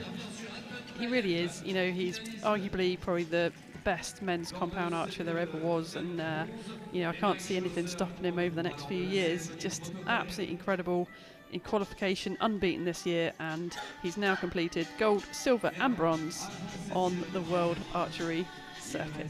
The Holy Trinity for Mikey Schlosser. I think he would have wanted gold, gold and gold, but to be on the podium at every stage is something very impressive. And he is arguably, it's going to be between him and Schaff for the final. If these two are separated in the draw, the pair of them. This is, you know, very much with the greatest respect for everyone else in the field. Braden Galantine, though, come on. Galantine is he's the gonna- only other yeah. name that I was thinking of. Yeah.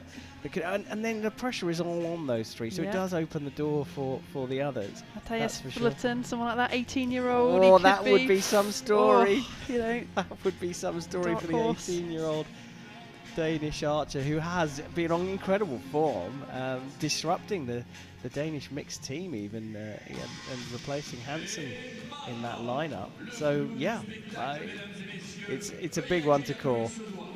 Now a very big match, especially for Abhishek Verma, who is going to shoot on target number 2. It's time for gold here in Paris. Abhishek Verma of India up against Chris Schaff of the United States of America. Sur la cible numéro 1, représentant des États-Unis d'Amérique, champion du monde Paris 2018, Chris Schaff.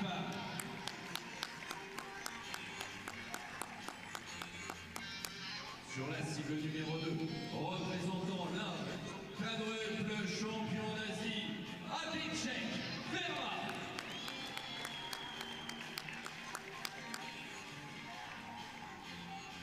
Juge de ligne pour cette finale, Christina Tifridou.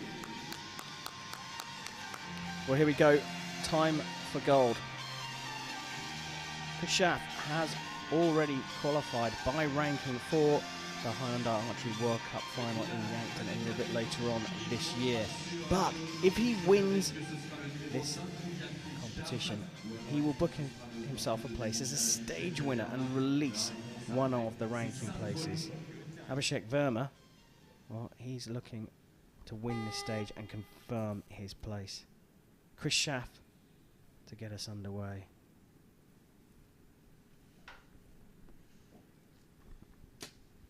Yep. 10. Bottom of the X.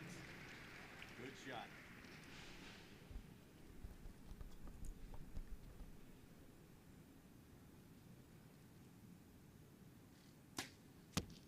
Let's go, Chris. Good, strong shot. Good timing. Fancy Verma needed that 10 to start this match. Yep. Oh, hello. Close.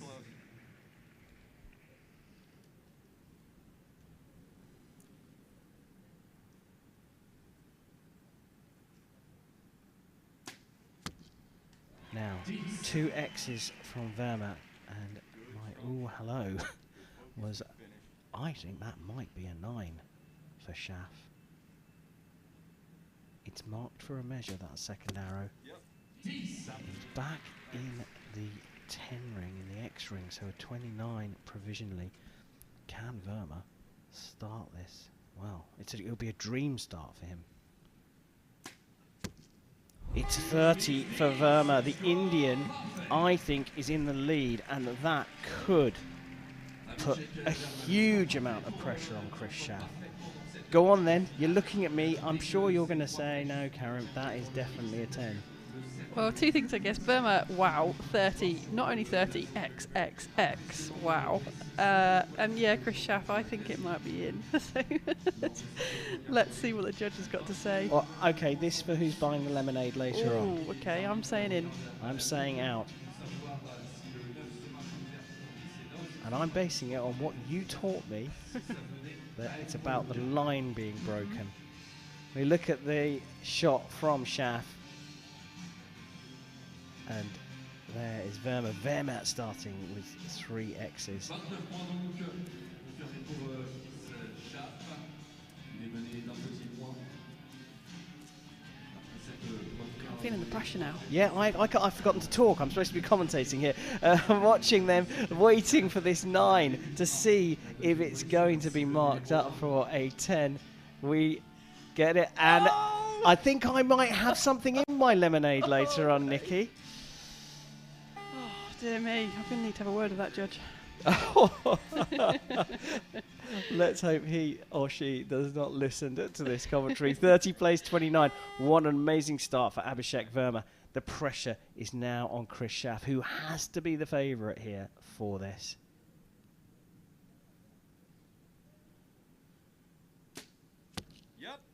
back in the X ring for the American.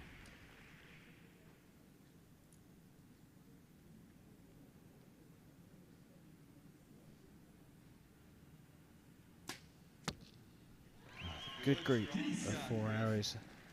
This is really about mind control for the pair of them now. The pressure on Schaff to come back from dropping just 1 point. That's how high the standard is. And the pressure of leading from Verma. Yeah, I mean, Verma, you know, look at his CV. He's done some amazing things. You know, bronze at World Cup Finals in Samson in 2018. He got silver in Mexico City World Cup Finals 2015. This guy is a real competitor. Good, strong shot. Good timing.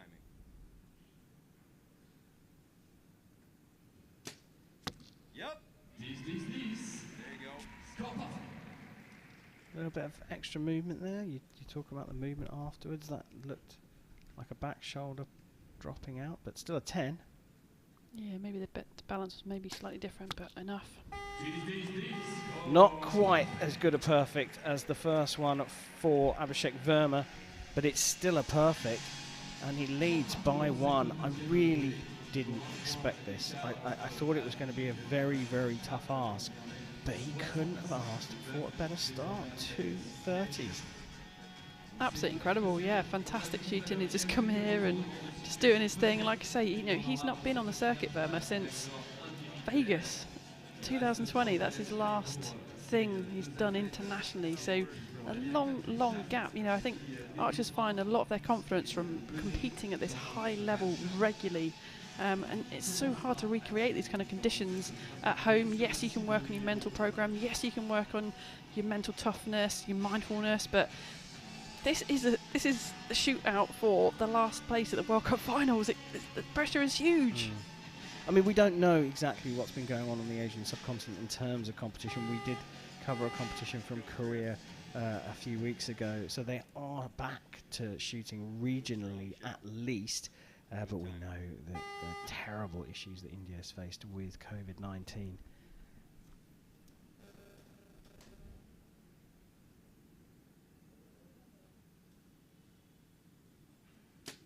Schaff with a long hold at the start of the third end puts a 9 down the range, and this just opens the door further for Abhishek Verma. Good, strong shot. Good timing. Good finish. Yep, there it is. Back in the centre. You talk about the accolades of this man over the years. But in terms of current form, Chris Schaff is the favourite for this one. The performance from Abhishek Verma is so good, it's actually starting to show some cracks in Schaff's mindfulness, as you've put it, Nikki. He needs to get control of it. A 30 for him, or a 29 for him again. Perfect. So he has capitalised. He's taken advantage both times that Schaff has dropped a 9. Still a fantastic score, but both times Verma has managed to hold nerve to shoot another 10. Yeah, just absolutely fantastic shooting. You know, to come and put down 30, 30, 30. You know, he's got 2 more to do. You know, just got to hold on to this now. But he looks calm, doesn't he? He looks happy, just in a groove with it all, and doesn't look unshakable, really, does he? No, and if he drops a 9 as well, he's still got, you know, he's got to be able to say to himself, doesn't matter. I can afford that. I can afford that one. I can even afford another one, and I'm still level. So he's got that breathing space as well. It is a stunning performance. I mean, what a fillip for the Indian team here. To get, I mean, he's going to get a silver medal at the minimum, but at the moment, he's odds on for gold up against one of the form archers at the moment. Yeah, I mean, India, just a phenomenal country. You know, it's a huge, huge sport over there. And yeah, just a good depth of people, and yeah, fantastic shooting on the world scene here now. Yeah, they've got a good pool of people to choose from. Just over 1 billion population. Chris Schaff is just up against one of them here, trailing by 2 points. Abhishek Verma. Bit more confidence in that. Yeah, that's exactly what he needs. Just needs to keep them going in there now. Can't afford to drop any more. Oh. Good,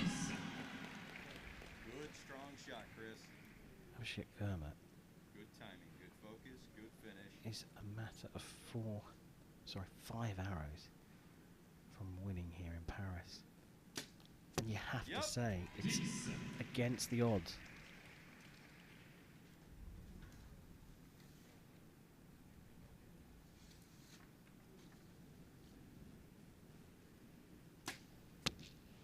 Good, strong shot. Good finish.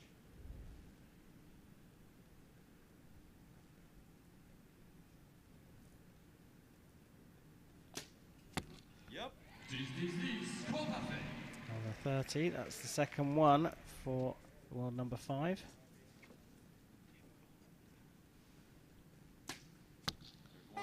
And that's the first point dropped from Abhishek Verma. He's into the 29, leading by a single point now. 118 plays 119, and now we are at that crucial stage. He's dropped 1 point and he's got to be able to control it. Perhaps has happened at the best possible time, because he immediately now goes to talk to his coach.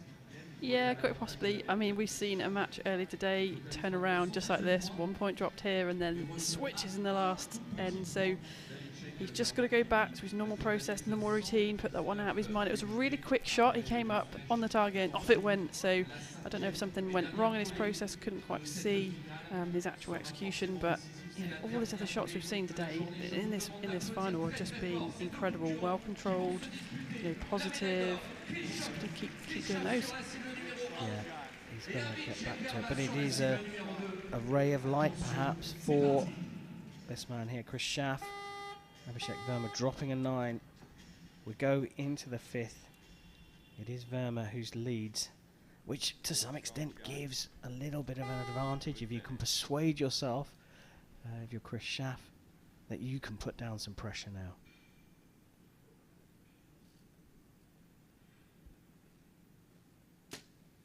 Yep. Last end starts with a 10 from the American. Show me one more.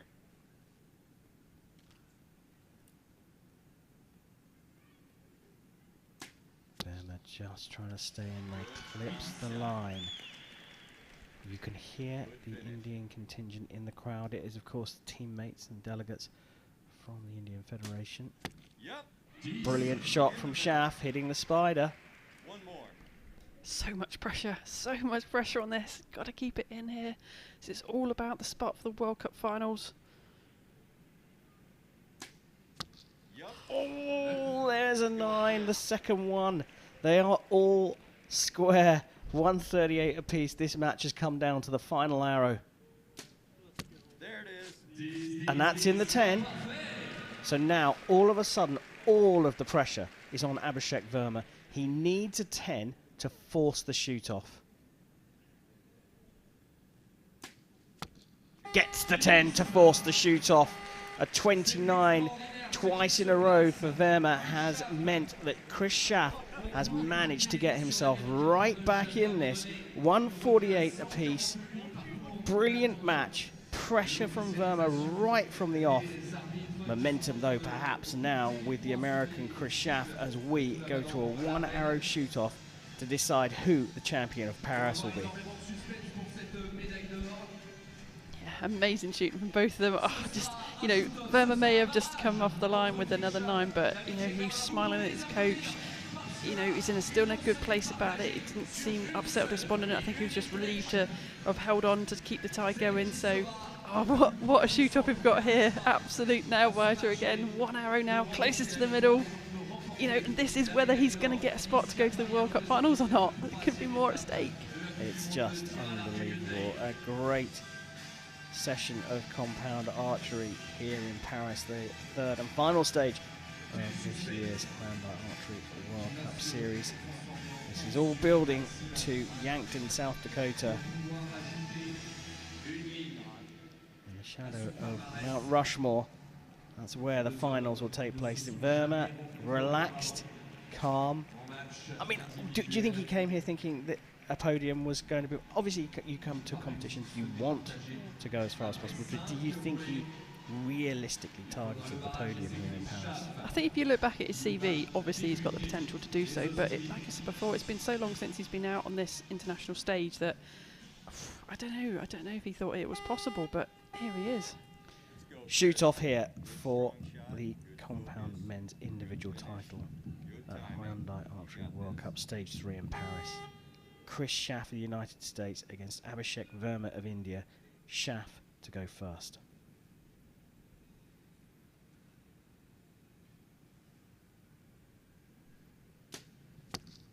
Now, the door, again, for a third time in this final, has opened for Verma. Can he hold his nerve? Oh, what a win for the Indian. He pushed out from the start, led all the way, kept the pressure on the favourite and world number 5, Chris Schaff of the United States of America. The nerves perhaps got the better of him towards the end of the match, shooting 2.29s in the final 2 ends to allow Schaff to force the shoot-off. And in the shoot-off, it was Schaff who broke down, shooting a 9 and opening the door for Verma, but Verma still had to do it, and he put it right in the centre of the target. There is the winner of Paris, Abhishek Verma of India. What a way to finish Compound Saturday. I mean, you can't ask for more drama than that. Absolutely fantastic. The match, the calibre of the shooting we've had today, just incredible.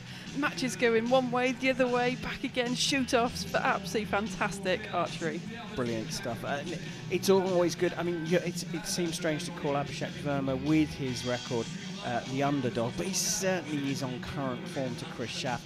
And it's always great to see an underdog scrapping away, but they don't often win. And the great thing about this is that Verma has come away, and in the most dramatic of styles, in a 1-arrow shoot-off. Brilliant stuff, as you say, Nikki. He did it so well as well. It wasn't given to him. He did it all himself. Absolutely amazing shooting, just dropping 2 points through the match, and then a great shoot-off arrow. And in some respects, that should be some comfort to Chris Schaff as well. He got beaten on the day by the better man. Do you know, that's a really important point, because when that penny dropped from me as an archer, that if I shot well and I lost, that was still okay. That was a huge, huge deal for me, because I used to think if I lost, I'm useless. But actually, once you learn that if you lose well, you get better and better and better. What emotion pouring out from Abhishek Verma. I wonder what he has to say. Let's go and find out. Huge congratulations, Abhishek. How does it feel to come back into the competition and win? I'm feeling excited, and we are waiting a long time, almost 2 years. There is no tournament for us, and now is a comeback with a great victory, so it's very good for me and good for country also. You had one last chance to qualify for the World Cup final, and you did it. Did you expect to do that?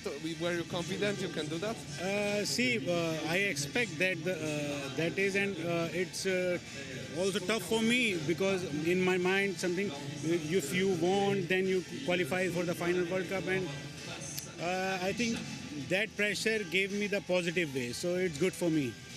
You had a great start to the match, then it was a bit nervous, so what was the main thing in the shoot-off?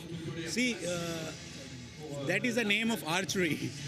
Sometimes you miss, sometimes you hit, and for that time I just managed myself, control, archery, like increasing heartbeat, increasing so many things in my mind, so I just feel like, calm down, you just focus on your shooting, and I did. Thank you very much, and once again, congratulations for the win. Thank you so much. What a character. And there's the answer to the question, Nikki. Did he expect it? Yeah, he did. He did. And he said that the pressure that he felt from it was positive, and he was able to convert clearly to a gold medal here.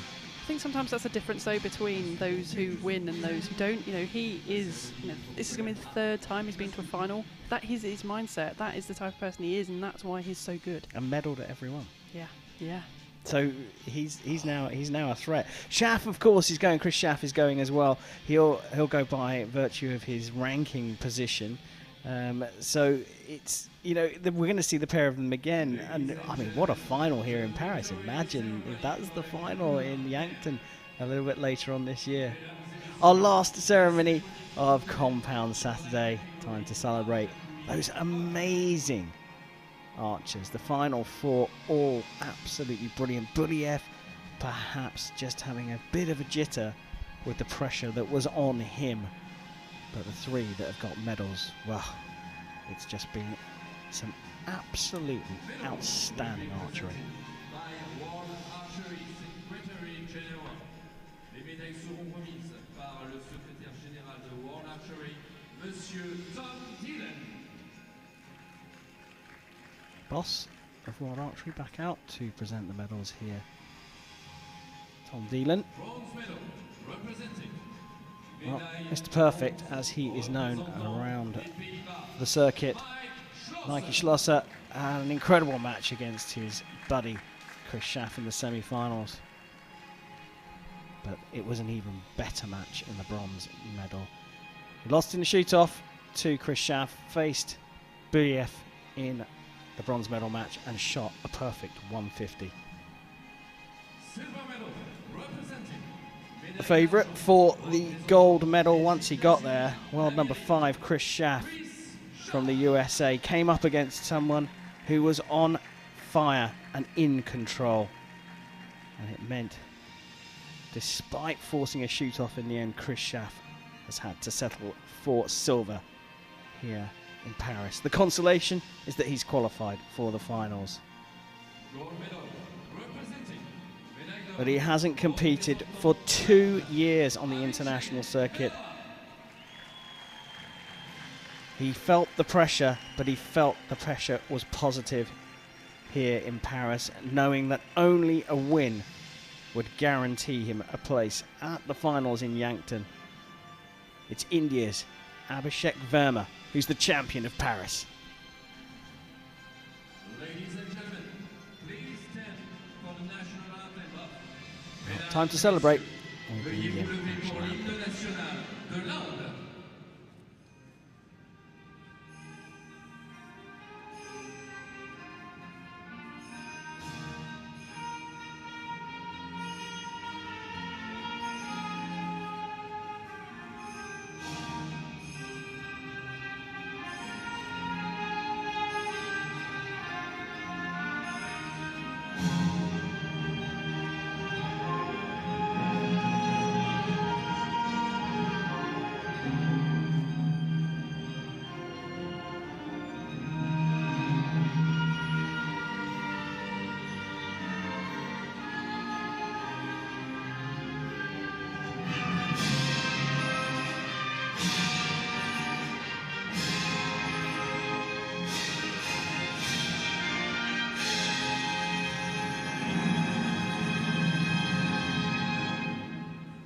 Ladies and gentlemen, please give a warm round of applause to our athletes. Mesdames et messieurs, veuillez applaudir chaleureusement. Well, there we have it, our medalists here. The medalists here. Abhishek Verma with gold for India, Chris Schaff of the USA with the silver medal, and Mike Schlosser, so perfect for the Netherlands, taking the bronze. Chris Schaff doesn't look happy, does he? He wanted that stage win, that's for sure.